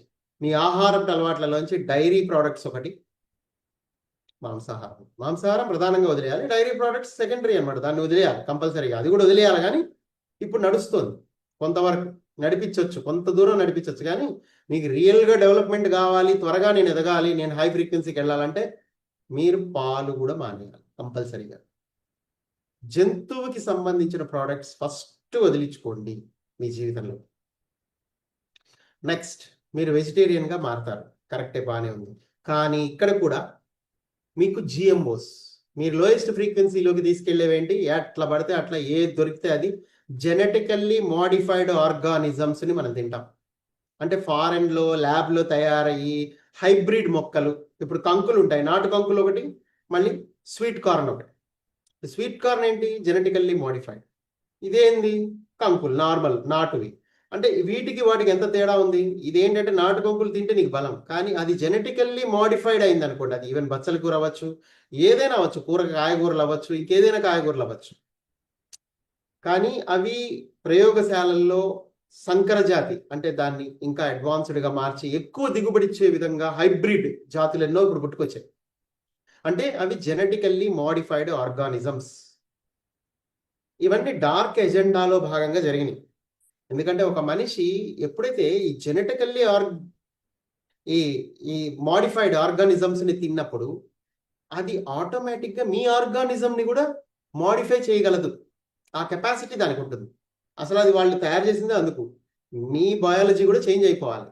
దాని బయాలజీ ఎలాగో చేంజ్ అయిపోయింది, దాని ఆర్గానిజం చేంజ్ అయిపోయింది జెనెటికల్గా. అలాగే మీరు కూడా జెనెటికల్గా మోడిఫై అయిపోయి మీరు ఎందుకు పనికిరాని వాళ్ళుగా ఉండిపోతారు. అంటే సొసైటీ మీకోసం ఏదైతే ఒక ఉచ్చు బిగిస్తుందో ఆ ఉచ్చులో ఉండిపోతారు. చాలా మంది మీరు ఫస్ట్ జనరేషన్లో ఉండే పెద్దవాళ్ళని ఈజీగా చూడొచ్చు. వాళ్ళు చూడండి ఆపరేషన్లు చేయించుకుంటూ ఉంటారు, మోకాలు చిప్పల ఆపరేషన్లు చేయించుకుంటూ ఉంటారు, కళ్ళ ఆపరేషన్లు చేయించుకుంటూ ఉంటారు, ఇంకేదో బాడీలో ఈ స్టంట్లు వేయించుకుంటూ ఉంటారు, ఇంకేదో వేయించుకుంటారు. ఎప్పుడైతే ఒక ఫారెన్ బాడీ మీ బాడీలోకి వచ్చింది అంటే ఆ ఫారెన్ బాడీ మీ ఎంటైర్ బయాలజీని కంట్రోల్ చేయడం మొదలు పెడుతుంది. ఇదంతా ఒక ట్రాపే. కానీ అదేంటండి ప్రాబ్లం వచ్చింది, మేము అది వేయించుకోకపోతే మాకు బతకాలని ఉంటుంది. బతకటం ఒక్కటే ఉంది మీకు, అంతకు మించి మీరు ఇంకేం ఆలోచించట్లా. ఎట్లయినా బతికించుకోవాలి అంతే. శరీరాన్ని బతకాలని ప్రతి ఒక్కళ్ళకి ఉంటుంది, కరెక్టే. కానీ ఎంతకైనా దిగజారిపోతున్నారు. బతకాలనుకునే క్రమంలోనే కదా మనుషులందరూ దిగజారేది. అలాగే హాస్పిటలైజేషన్ కూడా బతకటానికి దిగజారిపోవటం లాంటిదే. అది మీరు ముందు నుంచే ధ్యానం చేస్తూ మీరు ఒక హయ్యర్ ఫ్రీక్వెన్సీకి కనెక్ట్ అయి ఉంటే అసలు మీకు ఈ పరిస్థితి రాదు తెలుసా. మీ అందరికీ హెల్ప్ లేదు, ఇక మాకు హాస్పిటల్సే గత్యంతరం లేక మేము నడవలేక ఈ ఆపరేషన్లు చేయించుకుంటున్నాం, రాడ్లు వేయించుకుంటున్నాం, బాడీలో అదే వేయించుకుంటున్నాం, సింథటిక్ మెటీరియల్ని తీసుకొచ్చి మీ బాడీలో ఇన్స్టాల్ చేసుకుంటున్నారు. దీనికి ఒక టెక్నాలజీ బాగా డెవలప్ అయింది అని చాలా గొప్పగా చెప్పుకుంటూ ఉంటారు వీళ్ళు. ఇప్పుడు బాగా ఎదిగింది హాస్పిటలైజేషన్ మొత్తం. సో కాబట్టి మనము పోయి చక్కగా అన్ని చేయించేసుకోవచ్చు. కానీ హాస్పిటలైజేషన్ అయ్యి ఎవరైతే ఈ హార్ట్ కొత్తది పెట్టుకుంటున్నారు, కాలేయం కొత్తది పెట్టుకుంటున్నారు, మోకాలు చిప్పలు కొత్తవి పెట్టుకుంటున్నారు, కళ్ళు కొత్తవి పెట్టుకుంటున్నారంటే గుర్తుపెట్టుకోండి, వాళ్ళ జీవితంలో ఆత్మజ్ఞానం వైపు వెళ్ళడానికి ఏమాత్రం. మీరు ఈవెన్ చేయించుకున్న వాళ్ళని చూడండి, వాళ్ళు ఎప్పుడు ధ్యానంలోకి వచ్చిన వాళ్ళు ఎవరు ఉండరు, వాళ్ళ దాఖలాలు ఉండవు, వాళ్ళ ఆలోచన విధానం కూడా మెకానికల్గా ఉంటుంది. వాళ్ళు నిద్ర లేచిన దగ్గర నుంచి వాళ్ళు పడుకునే వరకు వాడు మెకానికల్గానే ఉంటారు. వాళ్ళకి లోపల సోల్ ఉందని మనం చెప్పాలని చెప్పలేము. ఎందుకంటే వాళ్ళు అసలు దాని గురించే మాట్లాడరు. అసలు వాళ్ళు దాని గురించి మాట్లాడితే వాళ్ళ కోపం వస్తుంది. ఎందుకంటే ఇదే పెద్ద ట్రాప్. మనుషుల్ని పూర్తిగా ఒక యంత్రాలుగా మార్చడానికి జెనెటికల్లీ మోడిఫైడ్ ఆర్గానిజమ్స్ ఉన్నాయి. అలాగే మీ బాడీలో సింథటిక్ మెటీరియల్ని ఇన్స్టాల్ చేసి మిమ్మల్ని మళ్ళీ నడిపించాలని, మిమ్మల్ని మళ్ళీ మనిషిగా నడిపించి ఏం చేస్తారబ్బా, మీరు మళ్ళీ సీరియల్స్ చూసుకుంటూ కూర్చుంటారు, సోది మాట్లాడుకుంటూ బయట తిరుగుతూ ఉంటారు. అంతేగాని ఆత్మజ్ఞాన పూర్ణంగా ఒక పరిపూర్ణతని సాధించడానికి గ్రహాంతర వాసులతో అనుసంధానం అవడానికి అయితే ఉపయోగపడరు మీకు. అది 100% ఖాయం. మీ అందరికీ ఏమనుకుంటున్నారు, మీకు అంటే సపోర్ట్ లేదనుకుంటున్నారు. పిరమిడ్ సొసైటీలో మొదటిసారిగా సపోర్ట్ ఉంది, ఆస్ట్రల్ సపోర్ట్ ఉందని తెలియజేసే విధంగా ఎన్నో సంఘటనలు జరిగాయి. అంటే ఆస్ట్రల్ ఆపరేషన్స్ జరిగాయి. ఇక్కడ నేను ఆర్క్టూరియన్స్ని కూడా భూమి మీద పరిచయం చేసి వాళ్ళ ద్వారా కొన్ని వేల మందికి ఎన్నో ఆర్గాన్స్ మారిపోయేలా నేను ఆర్క్టూరియన్ సంకల్పాల కార్డు రిలీజ్ చేశాను నక్షత్ర మిత్రుల క్లాసెస్లో. దానివల్ల కొన్ని వేల మంది లాభం పొందారు. దాని ద్వారా ఈ రోజుకి పొందుతూనే ఉన్నారు. ఎవరైతే 2 గంటలు ఆర్క్టూరియన్ ప్రేయర్ చదివి ధ్యానంలో కూర్చుంటారో వాళ్ళకి ఆర్క్టూరియన్స్ వచ్చి హీల్ చేస్తారు. అలా అని ఎవరు పడితే వాళ్ళకి కాదు, మళ్ళీ మాకు కూడా కావాలనుకుంటే అట్లా వచ్చారు అంటే దీన్ని కూడా వాడేద్దామని అట్లా కాదు. మీరు మొదటి నుంచే ఆధ్యాత్మికత అనేది మీరు ఉండాలి. ఈ గ్రహం నిజంగా ఎటు వెళ్తుంది, ఒక హై ఫ్రీక్వెన్సీకి వెళ్తున్న గ్రహం మీద మనం ఉన్నాం, ఒక పరిపూర్ణత్వాన్ని పొందబోతున్న గ్రహం మీద ఉన్నాం. అలాంటి గ్రహం మీద సహాయం అందుతుంది.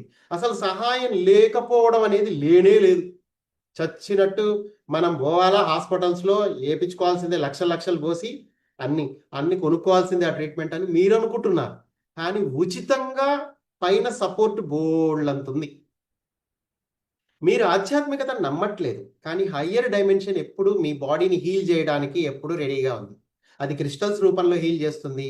ఈ హెర్బ్స్ ఏవైతే ప్రాచీనమైన వనమూలికలతో హీలింగ్ చేయడానికి ఎన్నో అవకాశాలు ఉన్నాయి. ఈ ప్రపంచంలోనే ఎన్నో హీలింగ్ సెంటర్స్ ఉన్నాయి, ప్రకృతి వైద్య విధానాలు ఉన్నాయి, కానీ ఎవ్వరికి దాని మీద నమ్మకం లేకుండా ఒక కుట్ర అనేది జరుగుతుంది ఈ ప్రపంచంలో, ప్రాపగేషన్. ఎందుకంటే ఈ ప్రకృతి వైద్యశాలలు ఒక అందమైన అమ్మాయిని పెట్టి యాడ్ ఇచ్చుకోవడం అనేది ఉండదు, యాడ్స్ రావు వాటికి. ఈ కార్పొరేట్ హాస్పిటల్స్కి బాగా యాడ్స్ వస్తాయి. వాళ్ళు ఏదో చాలా పెద్దగా, వాళ్ళు ఎటు తిరిగి వాళ్ళు సంపాదించుకోవడమే వాళ్ళ లక్ష్యం. ఈవెన్ మీకు తెల్ల రేషన్ కార్డు ఉన్నా కానీ అక్కడి నుంచి మళ్ళీ ప్రభుత్వం నుంచి తీసుకుంటారు, అది కూడా మళ్ళీ మీ డబ్బే. కానీ మీరు అనుకున్నారు మనకి ఫ్రీగానే చేశారు కానీ, ఆ తర్వాత అది మళ్ళీ మీ మీదే పడుతుంది, ఆ విషయం మీకు తెలవదు. అట్లా ఒక ట్రాప్ అనేది ఉంటుంది మొత్తం బయట ప్రపంచం అంతా. కానీ దీంట్లోంచి బయటపడటానికి ఏం చేయాలి? ఫ్రీక్వెన్సీ పెరగడం ఒక్కటే మార్గం. దానికి మాంసాహారం మానేయటం, జెనెటికల్లీ మోడిఫైడ్ ఆర్గానిజమ్స్ని తినడం మానేయాలి. అంటే మీరు వెతికితే ఆర్గానిక్ ప్రోడక్ట్స్ మీకు అందుబాటులో అమెజాన్లో కూడా ఉన్నాయి, బయట ఉన్నాయి. అడగండి ఆర్గానిక్ ప్రోడక్ట్స్ ఎక్కడ ఉన్నాయంటే షాపులు కూడా ఉన్నాయి సపరేట్గా ఆర్గానిక్ ప్రోడక్ట్స్. అవి వెతుక్కొని మీ జీవితాన్ని ప్రణాళికాబద్ధంగా మీరే జీవించండి. ఇప్పటి వరకు అంటే ఒక ఫ్లోలో పడి కొట్టుకుపోతూ ఉన్నారు కదా, ఎవరికి వాళ్ళ మీద ఫోకస్ లేదు. అది ఈ 3D అనే మాయాజాలంలో ఉన్న ఏకైక ప్రాబ్లం ఏంటంటే ఇక్కడ ఫోకస్ ఉండదు ఎవరికి. ఇంట్లో గృహిణులకి భర్త పిల్లలు బాగుంటే చాలు, వాళ్ళ లైఫ్లో జీవితంలో సెటిల్ అయితే చాలు, మాదే ఉందండి అన్నట్టుగా ఒక ట్రాప్లో ఇరుక్కుపోతారు. కానీ నిజానికి మీరు మీ ఇంట్లో మీ పిల్లలు యుక్త వయసు వచ్చి వాళ్ళు బయటికి వెళ్ళిపోయే వరకే మీ బాధ్యత. వాళ్ళు ఈవెన్ బయటికి వెళ్ళకపోయినా పర్వాలేదు, కానీ మీరు మీ సోల్ వైపు ట్రావెల్ చేయడం మొదలు పెట్టాలి. వాళ్ళ పిల్లలు అనుకుంటూ కూర్చున్నారంటే మీరు చచ్చారే.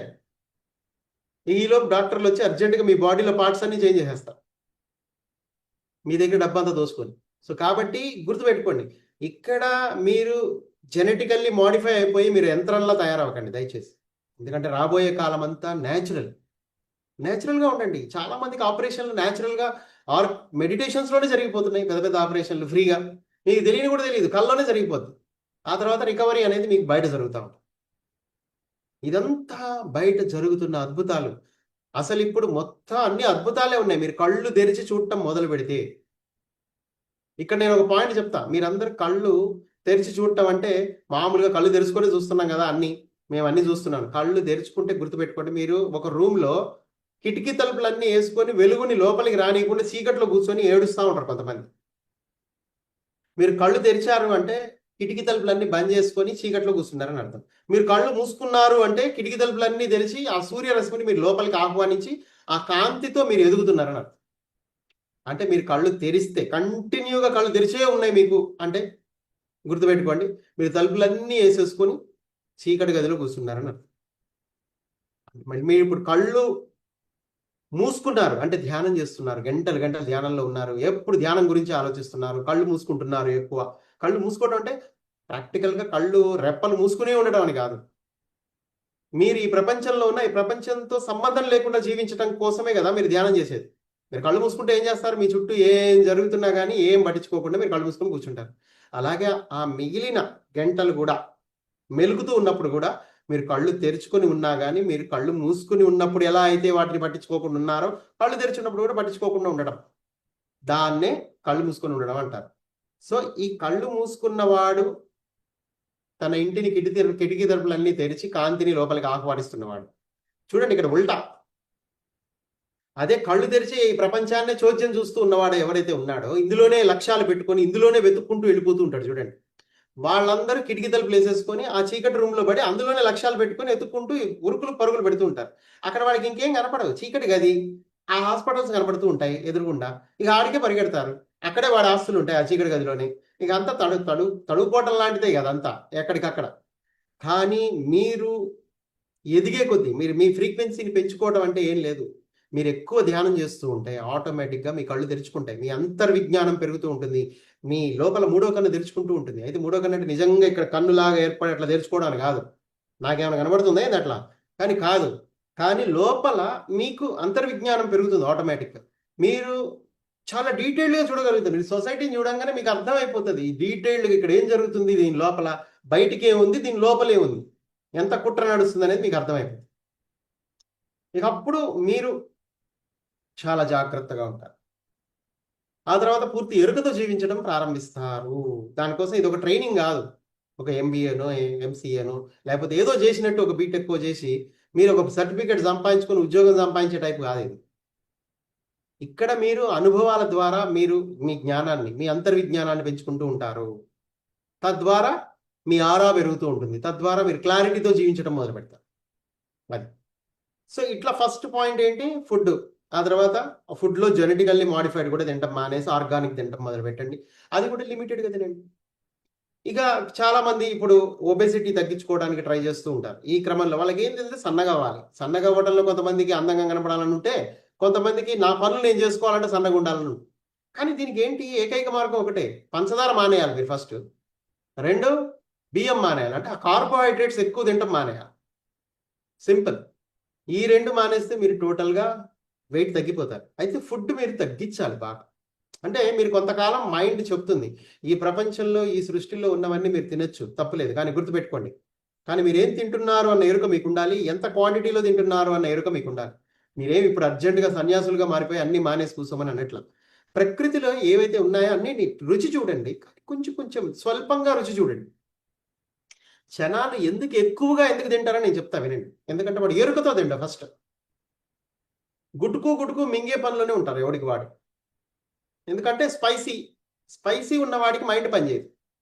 ఇక వాడు అది బాడీ చెప్తూనే ఉంటుంది, అరే అయిపోయింది ఇక ఇక నువ్వు ఆపు అన్నా కానీ ఆ స్పైసీకి ఆ బ్రెయిన్ ఏం చేస్తుంది అంటే బాగా దానికి బానిస అయిపోయి ఎక్కువ తినేస్తారు. పార్టీలు అంటారు 100 రకాలు. అసలు ఎవడన్నా పెళ్లికి ఎవడైనా అసలు 30 రకాలు, 50 రకాలు, 90 రకాలు, 150 రకాలు ఎవరన్నా పెడతారా? ఎందుకంటే ఒక మనిషి అన్నోడు 3-4 రకాలు రుచి చూడటానికి అప్పటికే వాడు కడుపు నిండిపోతుంది. కానీ ఏంటి ఇక్కడ గుర్తుపెట్టుకోండి, ఇక్కడ ఈ భారతదేశం అనేది గుర్తుపెట్టుకోండి, దీంట్లో అంతర్విజ్ఞానం చాలా ఉంది. కానీ బాహ్యపరంగా చీకట్లో ఉన్నారు అందరు. మన ఇండియా ఎందుకని వెనకబడ్డ దేశము, ఇంకా అభివృద్ధి చెందుతూ ఉన్న దేశముగానే ఉంటుంది. ఏ ఇండియాలో అయితే ప్రజలు సింపుల్గా గుడికి వెళ్ళిపోయి డైలీ 4 కోట్లు హుండీలో వేసి వస్తూ ఉన్నారు, తిరుపతి హుండీలు. అలాగే అన్ని గుళ్ళు గోపురాలలో ఒక డైలీ ఆదాయం, డైలీయే ఒక తిరుపతిలో 4 కోట్లు అంటే మొత్తం అన్ని గుళ్ళు కలిపితే 100 కోట్లు ఉంటుంది. అంటే పర్ డే 100 crores అలా గుడికి వెళ్ళి అందులో హుండీలు వేసి వచ్చేస్తున్నారు జనం. ఇది కాకుండా ఇంకా బోనస్ ఏంటంటే ప్రతి 2 నెలలకు ఒకసారి ఎవడో ఒకడు 150 కోట్లు లేదా ఒక 200 కోట్లు బంగారం బిస్కెట్లు హుండీలో పడేసి వస్తూ ఉంటారు. లేదంటే ఒక కిరీటం చేయిస్తాడు, లేకపోతే ఇంకేదో చేయిస్తాడు. కానీ మళ్ళీ దేశం చాలా పేద దేశం అనే చెప్తూ ఉంటారు ఎప్పుడు భారతదేశం. ఎందుకని ఆలోచించారు ఎప్పుడన్నా? ఎప్పుడు భారతదేశం పేదగానే ఉంటుంది, కొన్ని వేల కోట్లు. ఇప్పుడు చూడండి అన్ని రాష్ట్రాలు 10 లక్షల కోట్ల అప్పుల్లో ఉంటాయి. కానీ విచిత్రం ఏంటంటే ఇక్కడ ఇండియాలో అన్ని గుళ్ళల్లో హుండీ ఆదాయం డైలీ 100 కోట్లు ఉంటుంది ఇక్కడ. ఎందుకని ఇలా? ఎందుకని ప్రజలందరూ చాలా రిచ్. అసలు ప్రపంచంలో రిచెస్ట్ కంట్రీ అంటే ఇండియా, కానీ అది ఇప్పటికీ పేద దేశంగానే పిలువబడుతుంది. ఎందుకంటే ఇక్కడ ఇండియా లోపల మూలాలు చాలా పవర్ఫుల్. ఇక్కడ డబ్బు లేక కాదు, సంపదలు, సమృద్ధి, ఎవ్రీథింగ్ ఉంది ఇక్కడ. కానీ దాన్ని కొంతమంది మాత్రమే చేతుల్లోకి వెళ్ళిపోయి వాళ్ళు ఏం చేయాలో అర్థం కాక ఇట్లా హుండీల్లో బారేయటం, లేకపోతే స్విస్ బ్యాంకుల్లో దాచుకోవటం, ఇంకేడో దాచుకోవటం, ఇంకేదో అట్లా మళ్ళీ పెట్టుబడులు పెట్టడం రాజకీయాలకి. ఇట్లా అంటే అది ఏదో విధంగా దుర్వినియోగం అవుతుంది తప్ప నిజంగా ఎవరికి ఉపయోగపడట్లా. అయితే వాళ్ళనే మనం బ్లేమ్ చేద్దామా? ఆలోచించండి. మనం అలా బ్లేమ్ చేయలేము ఎవరిని. ఎందుకంటే వాళ్ళందరూ అలా ఉండటానికి కారణం ఏంటి? యథా ప్రజ తదా రాజా. ఒకప్పుడు ఉల్టా ఉండేది, యథా రాజా తదా ప్రజ అని. కానీ కాదు, యథా ప్రజ తదా రాజా అని. ఎందుకు అనాలంటే ఇది డెమోక్రసీ కాబట్టి ఇక్కడ ప్రజలే ఎన్నుకుంటారు రాజుని. సో కాబట్టి ఇక్కడ డెమోక్రసీలో ఉల్టా అది. సో కాబట్టి ప్రజలు అజ్ఞానంతో ఉన్నారు కాబట్టి పాలకులు కూడా అజ్ఞానంతోనే మిమ్మల్ని పరిపాలిస్తూ ఉంటారు. ఇక్కడ ఓట్ బ్యాంకింగ్ పాలిటిక్స్ ఉంటాయి, అన్నీ ఉంటాయి. బట్ అవన్నీ మనకి ఇక్కడ విషయం కాదు. కానీ అవన్నీ చూసి మీరు ఆశ్చర్యపోవద్దు, ఇవన్నీ మీ వల్లనే అని మీరు ఫస్ట్ తీసుకోండి. నేను ఇలా ఉన్నాను కాబట్టి నా బయట ప్రపంచం అలా ఉంది, అంతే. ఎవరు మంచివాళ్ళు, ఎవరు చెడ్డవాళ్ళు, వీళ్ళు ఎక్కువ దోసుకున్నారు, వాళ్ళు ఎక్కువ, ఇవన్నీ మీకు అనవసరం. బాహ్య ప్రపంచం గందరగోళంగా ఉంది అంటే అది మీ అంతర్ ప్రపంచంలో ఉంది. బాహ్య ప్రపంచం దోచుకుంటోంది అంటే అది కేవలం నువ్వు లోపల చాలా వీక్గా ఉన్నావని అర్థం. మీరొక్కళ్ళే ఇంపార్టెంట్ ఇక్కడ, ఇంకెవరు కాదు. ఈ యూనివర్స్ మొత్తానికి సెంటర్ పాయింట్ నువ్వే. ఇది చాలా హైయెస్ట్ నాలెడ్జ్. కానీ మీ విషయంలో తీసుకుంటే మీ భారతదేశంలో నువ్వు ఒక్కడు బాగుపడితే ఆటోమేటిక్గా భారతదేశం అంతా బాగుపడుద్ది అన్న విషయాన్ని మీరు ఫస్ట్ నమ్మాలి. పక్కా, ఇది నేను అనుభవంతో చెప్తున్నా. ఎందుకంటే లైట్ బీయింగ్స్ అందరు భూమి మీద జన్మ తీసుకునేటప్పుడు భూమి మీద పరిస్థితులు అన్నీ మారిపోతున్నాయి. ఎందుకని? వాళ్ళ లోపల లైట్ ఉంది కాబట్టి భూమి మీద పరిస్థితులు బ్యాలెన్స్ అయిపోతున్నాయి వాటంతట అవే. వాళ్ళు ఏం చేయట్లా. అలాగే మీరొక్కరు మారితే మీ చుట్టూ మీ కళ్ళతో మీరు ఏదైతే దర్శిస్తున్నారో, మీ చుట్టూ ఉన్న ప్రపంచాన్ని దర్శిస్తున్నారో అది మారిపోతుంది. అంటే అది మీ ప్రపంచం, గుర్తుపెట్టుకోండి. మీరు కళ్ళతో చూసే మీ ప్రపంచం ఏదైతే ఉందో అదొక సపరేట్ ప్రపంచం. అది మారిపోవాలి అంటే మీరు మారాలి. అదొకటి ఫస్ట్ గుర్తుపెట్టుకోండి. మీ అంతర్ ప్రపంచంలోని మార్పే మీ బాహ్య ప్రపంచం. మీరు చూసే ప్రపంచంలో మార్పు కనబడుతుంది. ఇప్పుడు నాకెందుకు ఓన్లీ గ్రహాంతరవాసులే కనబడతారు. ఎక్కువ ప్లైడియన్స్తో కమ్యూనికేషన్ ఉంటుంది, క్రియేటర్తో కూడా కమ్యూనికేషన్ ఉంటుంది. నా చుట్టూ అంతా ఉన్నదంతా వీళ్ళే ఉన్నారని నాకు ఎందుకు కనబడుతుంది? ఎందుకంటే నా ప్రపంచం అలా మార్చుకున్నా. నేను ఒక హై ఫ్రీక్వెన్సీకి వెళ్ళిపోయిన తర్వాత నా చుట్టూ ఉన్న ప్రపంచం మ్యాజికల్గా మారిపోయింది. అది మ్యాజిక్ కాదు, అది న్యాచురల్. ఇది నార్మల్ మూడో పరిధి వ్యక్తికి ఇదంతా మ్యాజికల్గా కనపడుతుంది. కానీ మూడో పరిధి వ్యక్తి దాన్ని గుర్తించే అంత స్తోమత కూడా ఉండదు. మా పక్కింటోడికి తెలియదు నేనేం చేస్తున్నాను, అసలు నా వృత్తి ఏంటో తెలియదు, నా ప్రవృత్తి ఏంటో తెలియదు, అసలు నేను ఏం చేస్తున్నాను, నేను ఎటు ప్రయాణిస్తున్నానో ఏం తెలియదు. వాళ్ళలాగానే నేను కూడా దేనికోసమో తపన పడుతూ భౌతిక ప్రపంచంలో పడి కొట్టుకుంటున్న వ్యక్తిగానే చూస్తారు. అట్లా కానీ ఇది కాదు. ప్రతి ఒక్క వ్యక్తి మీ ఒక్కళ్ళే ఇక్కడ ఇంపార్టెంట్, ఇంకెవ్వరు కాదు. అదొకటే గుర్తుపెట్టుకోండి. మీరు ధ్యానం చేస్తున్నారు అంటే అది మీ జీవితం బాగుపడుతుంది.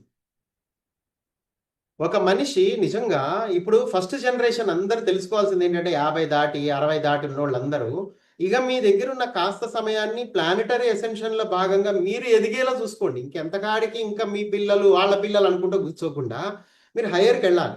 కానీ మీరు హయ్యర్కి వెళ్ళాలంటే మీ జీవన విధానం, మీరేం గంటలు గంటలు ధ్యానం చేసి ఒక పెద్ద యోగిలా మారిపోయి హిమాలయాలకు వెళ్ళిపోయి ఏం చేయకర్లేదు. జీవన విధానం, ఫుడ్డే మెయిన్ సోర్సు. మీరేం తింటున్నారు, మీరు ఏమి ఆలోచిస్తున్నారు, ఈ రెండే కదా. రెండే ఆహారాలు ఉంటాయి, ఒకటి మానసికమైన ఆహారం, ఒకటి శారీరకమైన ఆహారం. ఈ రెండు ఆహారాలే మీ జీవితాన్ని నిర్దేశిస్తున్నాయి. సో కాబట్టి గుర్తుపెట్టుకోండి, మీరు హయ్యర్కి వెళ్ళటానికి అడ్డం వచ్చేది ఫస్ట్ ఫుడ్లో మనం మాంసాహారం చెప్పుకున్నాం, జెనెటికల్లీ మోడిఫైడ్ ఆర్గానిజమ్స్ గురించి చెప్పుకున్నాం. ఓకే, సో వీటిని అవాయిడ్ చేయండి. ఆర్గానిక్ ఫుడ్స్ ఎక్కువగా స్వీకరించడం మొదలుపెట్టండి. అలాగే ఇక నెక్స్ట్ వచ్చేసి మిమ్మల్ని లోయెస్ట్ ఫ్రీక్వెన్సీకి తీసుకెళ్లేది ప్రిస్క్రిప్షన్ మెడిసిన్స్. ఏవైతే మనం బయట ఇంగ్లీష్ మందులు వాడుతున్నాం ప్రిస్క్రిప్టెడ్, అవన్నీ కూడా టోటల్గా మిమ్మల్ని లోయెస్ట్ ఫ్రీక్వెన్సీకి తీసుకెళ్ళి, అవి మనం తాగే మందు, గుట్కా, పానపరాగులు, నెక్స్ట్ సిగరెట్లు, వీటికంటే డేంజరస్ మిమ్మల్ని మీ లోయెస్ట్ ఫ్రీక్వెన్సీకి తీసుకెళ్లేవి మందులే.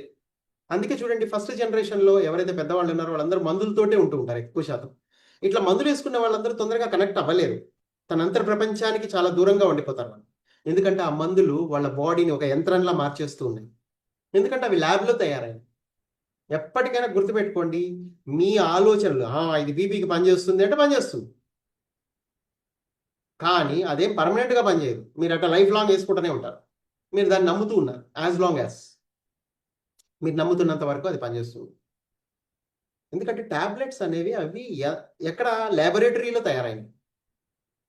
ఆ ల్యాబొరేటరీలో తయారైన ట్యాబ్లెట్ యొక్క కెమికల్ని మీ బాడీ గుర్తుపట్టదు, అసలు అది రికగ్నైజే చేయదు అసలు. ఫస్ట్ థింగ్, మీరు దాన్ని నమ్మారు కాబట్టి, ఒక డాక్టర్ మీకు చెప్పాడు కాబట్టి, మీరు కన్సిడర్ చేశారు కాబట్టి అది మీకు కొద్దిగా పనిచేస్తుంది అంతే. అదర్వైజ్ అసలు దాన్ని రికగ్నైజే చేయదు అది. మీ ట్యాబ్లెట్స్ ఏవి మిమ్మల్ని రికగ్నైజ్ చేయవు. మీరు చాలా మంది సి విటమిన్ ట్యాబ్లెట్లు వేసుకుంటున్నాం, డి విటమిన్ ట్యాబ్లెట్లు వేసుకుంటున్నాం, B12 వేసుకుంటున్నాం అని విర్రవీగుతూ ఉంటారు. అసలు ఇవన్నీ వర్కౌట్ కావు మీకు. ఇది న్యాచురల్ ఫామ్లో తయారైన ట్యాబ్లెట్స్ మాత్రమే, అంటే ప్లాంట్ బేస్డ్ మాత్రమే పనిచేస్తాయి. ఇక ఈ కెమికల్ బేస్డ్ చీప్గా దొరుకుతాయి మీకు. ఇప్పుడు బి కాంప్లెక్స్ మీరు తీసుకోండి, షీట్ ఎంత ఉంటుంది, 10 రూపాయలు ఉంటుంది. దాంతో మీకు B12, B1, B2, B3 ఎన్ని వస్తాయా, వచ్చినట్టు కనబడతాయి అంతే మీకు. కానీ అవన్నీ అసలు మీ బాడీ రికగ్నైజ్ చేయదు. ఎందుకంటే మీది న్యాచురల్ బాడీ కెమికల్స్ని ఎట్లా రికగ్నైజ్ చేస్తే, అది కూడా నువ్వు కనిపెట్టిన కెమికల్. నువ్వేమన్నా దేవుడా? కాదు కదా. నీ మైండ్ దేవుడు కాదు, నువ్వు దేవుడు అయితే కావచ్చు, కానీ నువ్వు దేవుడే అయి ఉంటే అసలు నువ్వు ఆ కెమికల్స్తో కూడుకున్న ల్యాబొరేటరీ మెడిసిన్స్ని అసలు బయటికే దేవు. అంటే నువ్వు మైండ్ పరంగా డార్క్ ఫోర్సెస్ కంట్రోల్లో ఉండి నువ్వు ఏదైతే బయటికి తీసుకొచ్చి ఇది మంది అంటున్నావో అది మీ ఫ్రీక్వెన్సీని డౌన్ చేస్తుంది అంతే, అంతకుమించి ఇంకేం లేదు. కానీ మీరు దాన్ని నమ్మారు కాబట్టి అది మీకు వర్కౌట్ అవుతుంది. ఎందుకంటే మీరే గొప్పవాళ్ళు, మెడిసిన్ గొప్పది కాదు, అది రికగ్నైజే చేయదు అసలు ఫస్ట్ థింగ్. సో ఇలా మీరు ఇలాంటి సూక్ష్మమైన విషయాలన్నీ మీరు గుర్తుపట్టాలి. అలాగే వ్యాక్సిన్స్ కూడా ఇదే టైపు. ఏవైనా అంతేనండి. మీరు మీ కళ్ళతో మీరు చూస్తున్నారు, దాన్ని నమ్ముతున్నారు. ఇక్కడ నమ్మకమే, ఈ గేమ్ అంతా నమ్మకం మీద నడుస్తుంది.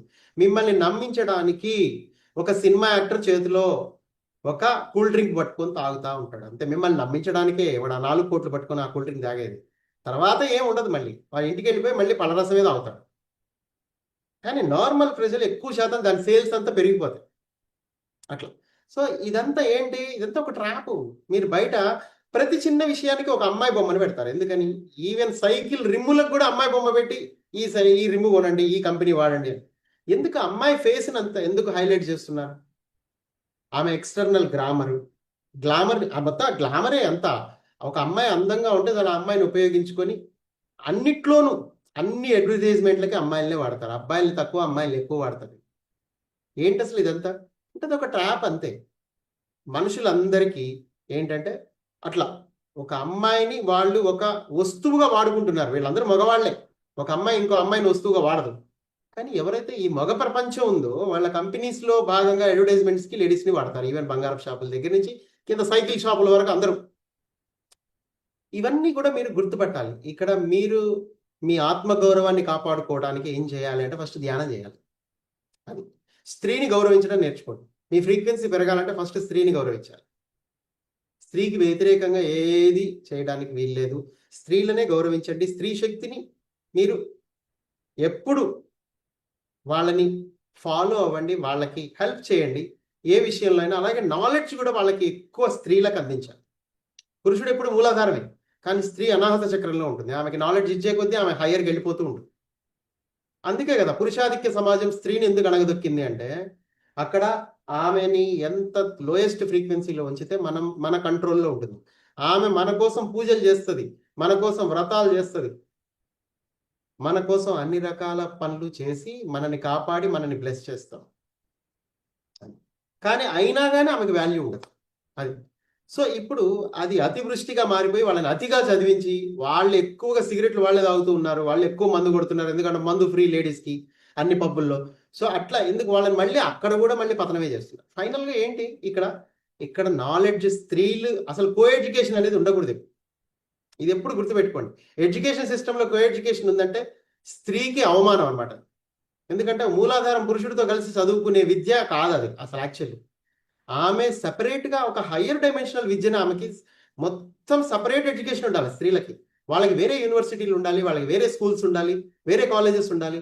అప్పుడు పురుషుడు చిన్న చూపు అసలు చూడండి స్త్రీని కామెంట్స్ చేయటం, చిన్న చూపు చూడటం, బాహ్యంలో రేపులు జరగటం ఇవన్నీ ఉండవు. ఎందుకంటే ఆమెను ఎప్పుడు దూరంగానే ఉంటుంది, ఆమె ఎక్కడ ఉంటుందో కూడా తెలియదు అన్నప్పుడు వాడు ఎప్పుడు గౌరవంగా చూస్తాడు. వాళ్ళ జోలకు వెళ్ళకూడదు, వాళ్ళతో ఎప్పుడు మనం మంచిగా ఉండాలి, వాళ్ళని ఎప్పుడు గౌరవించాలి, వాళ్ళని ఈవెన్ పెళ్లి చేసుకున్న జీవితాంతం వాళ్ళ కాళ్ళ దగ్గరే పడి ఉంటారు. వాళ్ళకి నాలెడ్జ్ ఇస్తారు. వాళ్ళు ఎంత లోయర్ ఫ్రీక్వెన్సీలో ఉన్నా వాళ్ళని హైయర్ ఫ్రీక్వెన్సీలో తీసుకెళ్ళడానికి మ్యాక్సిమం మనం ట్రై చేయాలి. ఎందుకంటే మనకి లేకపోవచ్చు, కానీ వాళ్ళకు ఉంటుంది ఆ ఫాస్ట్గా ఎదిగే క్రమం. సో కాబట్టి వాళ్ళు ఎదిగితే మనం ఎదగటం 2 నిమిషాల పని. అది గుర్తుపెట్టుకోండి. ఒక పురుషుడు ఎప్పుడు స్త్రీని హయ్యర్కి తీసుకెళ్తే వెంటనే పురుషుడు కూడా హయ్యర్కి వెళ్ళిపోతాడు. ఎందుకంటే ఆమెని వాడు అమ్మవారుగా మార్చాడు కాబట్టి ఇతను కూడా అమ్మవారుగా మారిపోయే పరిస్థితులు సహజంగానే ఏర్పడిపోతాయి. ఎందుకంటే అతను ఆమె ఆరాలో ఉంటాడు కాబట్టి. ఈరోజు ఈ భారతదేశం ఇంత దారుణంగా ఉండడానికి కారణం స్త్రీని అవమానించి, స్త్రీని చాలా దారుణంగా ఆమె చేత ఆమె పట్ల బిహేవ్ చేయటం వల్లనే ఈరోజు ఈ భారతదేశం ఇంత సంపదలతో ఉన్నా కానీ వెనకపడ్డ దేశంగానే పిలువబడుతూ ఉంది. ఇక్కడ సంపదలు ఉన్నాయి కానీ యూటిలైజేషన్లో ఉండవు. అవేవి పిరమిడ్లకి కానీ మెర్కాబాలకు కానీ ఉపయోగపడవు. కానీ ఇప్పుడు ఉపయోగపడుతున్నాయి లైట్గా ఎక్కడో 1% చెప్తున్నా ఉదాహరణకి. కానీ ఇప్పుడు మెగా పిరమిడ్లు కడతారు, కానీ దాన్ని మళ్ళీ మేనేజ్ చేసే అంత పవర్ ఉండదు వీళ్ళ దగ్గర. ఎందుకంటే నువ్వు తెస్తావు, కోట్లు తీసుకొస్తావు, కానీ కడతావు, కానీ దాన్ని ముందుకు పోదు, మధ్యలో ఎక్కడో ఆగిపోద్ది ఆ పిరమిడ్, ఇక అక్కడి నుంచి ముందుకు పోదు. ఒకవేళ ముందుకు పోయినా అది చివరికి కమర్షియల్గానూ మార్చి పారేస్తారు దాన్ని. అట్లనే ఉంటుంది మన సొసైటీలో చాలా మెగా పిరమిడ్ అట్లనే ఉన్నాయి. దాన్ని మేనేజ్ చేయలేరు వీళ్ళు. ఎందుకంటే ఒక మెగా పిరమిడ్ మెయింటైన్ చేయాలంటే కనీసం నీ లోపల ఆ శక్తి ఉండాలి కదా, మీ ఆ చక్ర సిస్టమ్ యాక్టివేట్ అయి ఉండాలి. అక్కడ ఉండే వాళ్ళందరూ ట్రస్ట్ మెంబర్లతో సహా వాళ్ళందరి చక్ర సిస్టమ్ హైలో ఉండాలి. వాళ్ళ ఆరా వైలెట్ కలర్లో ఉంటేనే వాళ్ళు దాన్ని సవ్యంగా తీసుకెళ్ళగలుగుతారు, లేకపోతే తీసుకెళ్ళలేరు. ఎలా అయితే బీఈడి చేసి సింపుల్గా ఒక టీచర్ అయిపోతాడు, వాడు ఆరాతో సంబంధం లేదు ఇక్కడ. వాడు బీఈడి చేస్తే చాలు. అలాంటి వాడు ఏం విద్య బోధిస్తాడు, ఏమి ఎథిక్స్ నేర్పిస్తాడు ప్రపంచాన్ని. అందుకే ఈ ప్రపంచం ఇట్లా ఏడ్చింది. అందుకే ఇప్పుడు ఈ ప్రపంచానికి కావాల్సింది ఏంటి? జీవన విధానం మారాలి. హిందూ దేశం అంటే ఏంటి? జీవన విధానమే. హిందూ అనేది ఒక మతం కాదు, అదొక జీవన విధానం. కానీ దాన్ని మతంగా మార్చేశారు. ఎప్పుడైతే వేరే మతాలు కూడా వచ్చేసాయో ఇక్కడ, హిందువులు కూడా ఒక మతం అనేసారు. ఇక హిందువులు కూడా ఎట్లా తయారంటే గుడికి వెళ్ళటమే వాళ్ళ మతం. ఇక దేవుడికి దండం పెట్టుకోవడం, రావడం, ఆడ హుండీల్లో డబ్బులు పాడేయటం, ఇంతే. అంతేగాని ఇది కాదు అసలు. అరే, మీ లోపలికి మీరు ప్రవేశించండి. ఎంతెంతగా మీ లోపలికి వెళ్తే మీకు అంత సమృద్ధి వస్తుంది. సమృద్ధి అంటే జ్ఞానం, సమృద్ధి అంటే ధైర్యం, సమృద్ధి అంటే ప్రేమ, సమృద్ధి అంటే కరుణ, సమృద్ధి అంటే ద ఇంటర్ కనెక్టెడ్నెస్ గురించి అర్థం చేసుకోవటం. Understanding of the inter connectedness of this entire universe అంటే ఏంటి? మొత్తం ఈ విశ్వంలో ప్రతిదీ ఒకదానితో ఒకటి అనుసంధానమై ఉంది అన్న విషయాన్ని మీరు అర్థం చేసుకోవటం అనే జ్ఞానం ఏదైతే ఉందో అది మీరు ప్రాప్తించుకుంటే that is called education. That is right education అంట నేను. సో ఆ రైట్ ఎడ్యుకేషన్ అనేది ఇప్పుడు ఇవ్వడానికి సిద్ధంగా ఉంది ఈ ప్రపంచం. ఎందుకంటే అది సహజంగా మారిపోతుంది. ప్రపంచం అంతా న్యాచురల్ గానే లైట్ బీయింగ్స్, నేను చెప్పాను కదా 9th 10th 11th 12లో ఉన్న లైట్ బీయింగ్స్ అందరూ ఇప్పుడు భూమి మీద జన్మలు తీసుకుంటున్నారని. సో వాళ్ళ ద్వారానే ఈ ప్రపంచం మారిపోతూ ఉంటుంది. ఇప్పుడు మీరు ఇక చేయాల్సింది ఏం లేదు, మీ లైఫ్ స్టైల్ చేంజ్ చేసుకోండి. శక్తి క్షేత్రాలన్నీ ఇక్కడే ఉన్నాయి, కానీ దాన్ని ఎలా యూటిలైజ్ చేయాలో మీకు తెలియదు. గొప్ప గొప్ప సిద్ధి క్షేత్రాలు ఉన్నాయి, అక్కడికి పోయి ధ్యానం ఎవడు చేయడు. పోతారు, దండాలు పెట్టుకొని వచ్చేస్తూ ఉంటారు. గొప్ప గొప్ప సిద్ధి క్షేత్రాలు అక్కడ ఉంటారు, అక్కడ మీకు ఎంతో కొంత మంచి జరుగుతుంది, కానీ మీ ఉద్దేశాలు అక్కడ రాంగ్ ఉంది. మీరు అక్కడికి పోతే మంచి జరుగుతుంది, అక్కడికి పోయి వచ్చినాం, ఇట్లా కాదు. మీరు అక్కడికి వెళ్ళి ఎంతసేపు అనుభూతిలో కూర్చున్నారు, అక్కడ శక్తి క్షేత్రాన్ని మీరు లోపల అనుభూతి చెందారా, ఎన్ని గంటలు ధ్యానంలో కూర్చున్నారు ఆ శక్తి క్షేత్రంలో అన్నది ఇక్కడ చాలా ఇంపార్టెంట్. ఇట్లా చాలా ఉన్నాయి. కానీ ఈ భారతదేశం ఎంతో శక్తివంతమైంది, ఇక్కడ సమృద్ధి ఉంది. కానీ ఆ సమృద్ధిని యూటిలైజేషన్లోకి తెచ్చుకోవడానికి కావాల్సిన జ్ఞానం ఉంది చూసావా, ఆ జ్ఞానం మీ అంతర్విజ్ఞానం లోపలే దాగి ఉంది. కానీ మీరు ఈ ప్రపంచాన్ని అర్థం చేసుకోవాలన్నా, మీ ప్రపంచంలో ఉన్న నాలెడ్జ్ని మీరు తీసుకోవాలన్నా, ఈ ప్రపంచంలో ఉన్న సమృద్ధిని మీరు ఎంజాయ్ చేయాలన్నా, ఫస్ట్ మీరు ఇంటర్నల్గా మీ బాడీని రెడీ చేయాలి. దానికోసం మీరు ధ్యానం చేయాలి. ఓకే, సో ఐ హోప్ కాదు, you will definitely understand this. ఎందుకంటే ఇంత క్లారిటీగా మీకు చెప్పిన తర్వాత కూడా మీకు అర్థం కాకపోతే మళ్ళీ వినండి, అంతే. మీ తప్పు కాదు అది, ఇక్కడ ఫోకస్ ఉండదు మూడో పరిధిలో. కాబట్టి మీరు మళ్ళీ వినండి. ఈ క్లాస్ మీకు డెఫినెట్గా మళ్ళీ అందుబాటులోకి వస్తుంది. మళ్ళీ వినండి, మీరు ఆలోచించండి, దీని గురించి పునరాలోచన చేయండి, అర్థం చేసుకోండి. మీ చుట్టూ ఉన్న ప్రపంచాన్ని అర్థం చేసుకోండి, మీ ఇంట్లో వాళ్ళని అర్థం చేసుకోండి. మీ ఇంట్లో వాళ్ళు మీ ఎమోషన్స్తో ఆడుకుంటారు, మీ వీక్ పాయింట్లు ఎక్కడో వాళ్ళకి బాగా తెలుసు. అందుకే మీ ఆవిడ మీతో మాట్లాడేటప్పుడు మిమ్మల్ని 2 నిమిషాల్లో కిందకి తీసుకెళ్ళగలదు, 2 నిమిషాల్లో పైకి తీసుకెళ్ళగలదు. అలాగే మీ ఇంట్లో మీ తల్లిదండ్రులు, మీ బంధువులు, మీతో పాటు పుట్టి పెరిగిన వాళ్ళు మీ ఎమోషన్స్తో గేమ్ ఆడగలరు. ఎందుకంటే మీ వీక్ పాయింట్స్ ఎక్కడో వాళ్ళకి బాగా తెలుసు. కాబట్టి జాగ్రత్తగా ఉండండి. మీ ఫ్రీక్వెన్సీ తగ్గడానికి ఇది కూడా ఒక కారణం. ఓకే, మీ ఎమోషన్స్ కింద నుంచి పై దాకా. అయితే ఈ ప్రపంచంలో మీ దగ్గర ఉన్న ఏకైక ఆయుధం ఏంటంటే మీ చాయిస్. మీరు దేన్ని చాయిస్ చేసుకుంటారు అన్నదే మీ జీవితాన్ని నిర్దేశిస్తుంది.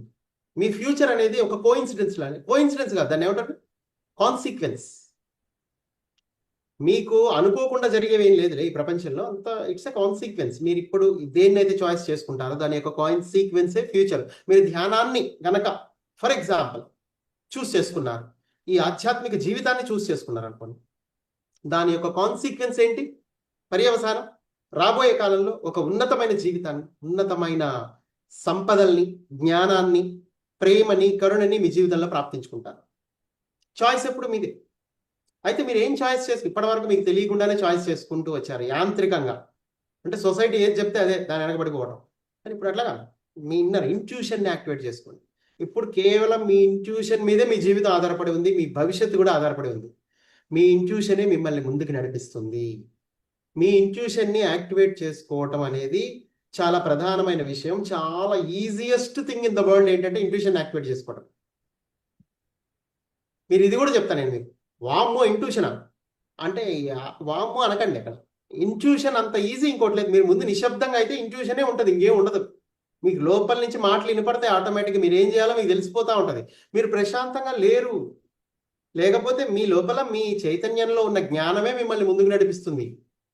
మీరు ప్రశాంతంగా ఉండడానికి ఏం చేయాలి? ఆహారం. మానసికమైన ఆహారం, శారీరకమైన ఆహారమే ప్రధానమైన. మీరు లోపలికి నోటి ద్వారా ఏం పంపిస్తున్నారు, మైండ్ ద్వారా ఏం పంపిస్తున్నారు, అంటే మీ ఇంద్రియాల ద్వారా, కళ్ళ ద్వారా ఏం చూస్తున్నారు, మీరేం మాట్లాడుతున్నారు, ఇంద్రియాలను ఎలా వాడుతున్నారు అన్నది ఇక్కడ ప్రధానమైన విషయం. సో కాబట్టి మీ ఫ్రీక్వెన్సీ పెంచుకోవాలి. ఇక్కడ ఫ్రీక్వెన్సీస్ అనేవి ఉన్నాయి, లోయెస్ట్ ఉన్నాయి, హైయెస్ట్ ఉన్నాయి. హైయెస్ట్ని చాయిస్ చేసుకోండి మీరు. అప్పుడు మీరు ఆటోమేటిక్గా ధ్యానంలో వద్దన్న కూర్చుంటారు. లేదు లేదు నేను కూర్చోవాల్సిందే అంటారు దానికోసం. ఎందుకంటే మీరు ఒక 41 రోజులు కూర్చోండి, లేదంటే 90 రోజులు కూర్చోండి, ఆ తర్వాత మళ్ళీ కూర్చోండి కొంచెం గ్యాప్ ఇచ్చి. అట్లా నేను చెప్పేది అది. సో కాబట్టి అర్థం చేసుకోండి ఈ క్లాసుని మళ్ళీ. Okay, so thank you very much my dear friends. మళ్ళీ కలుద్దాం.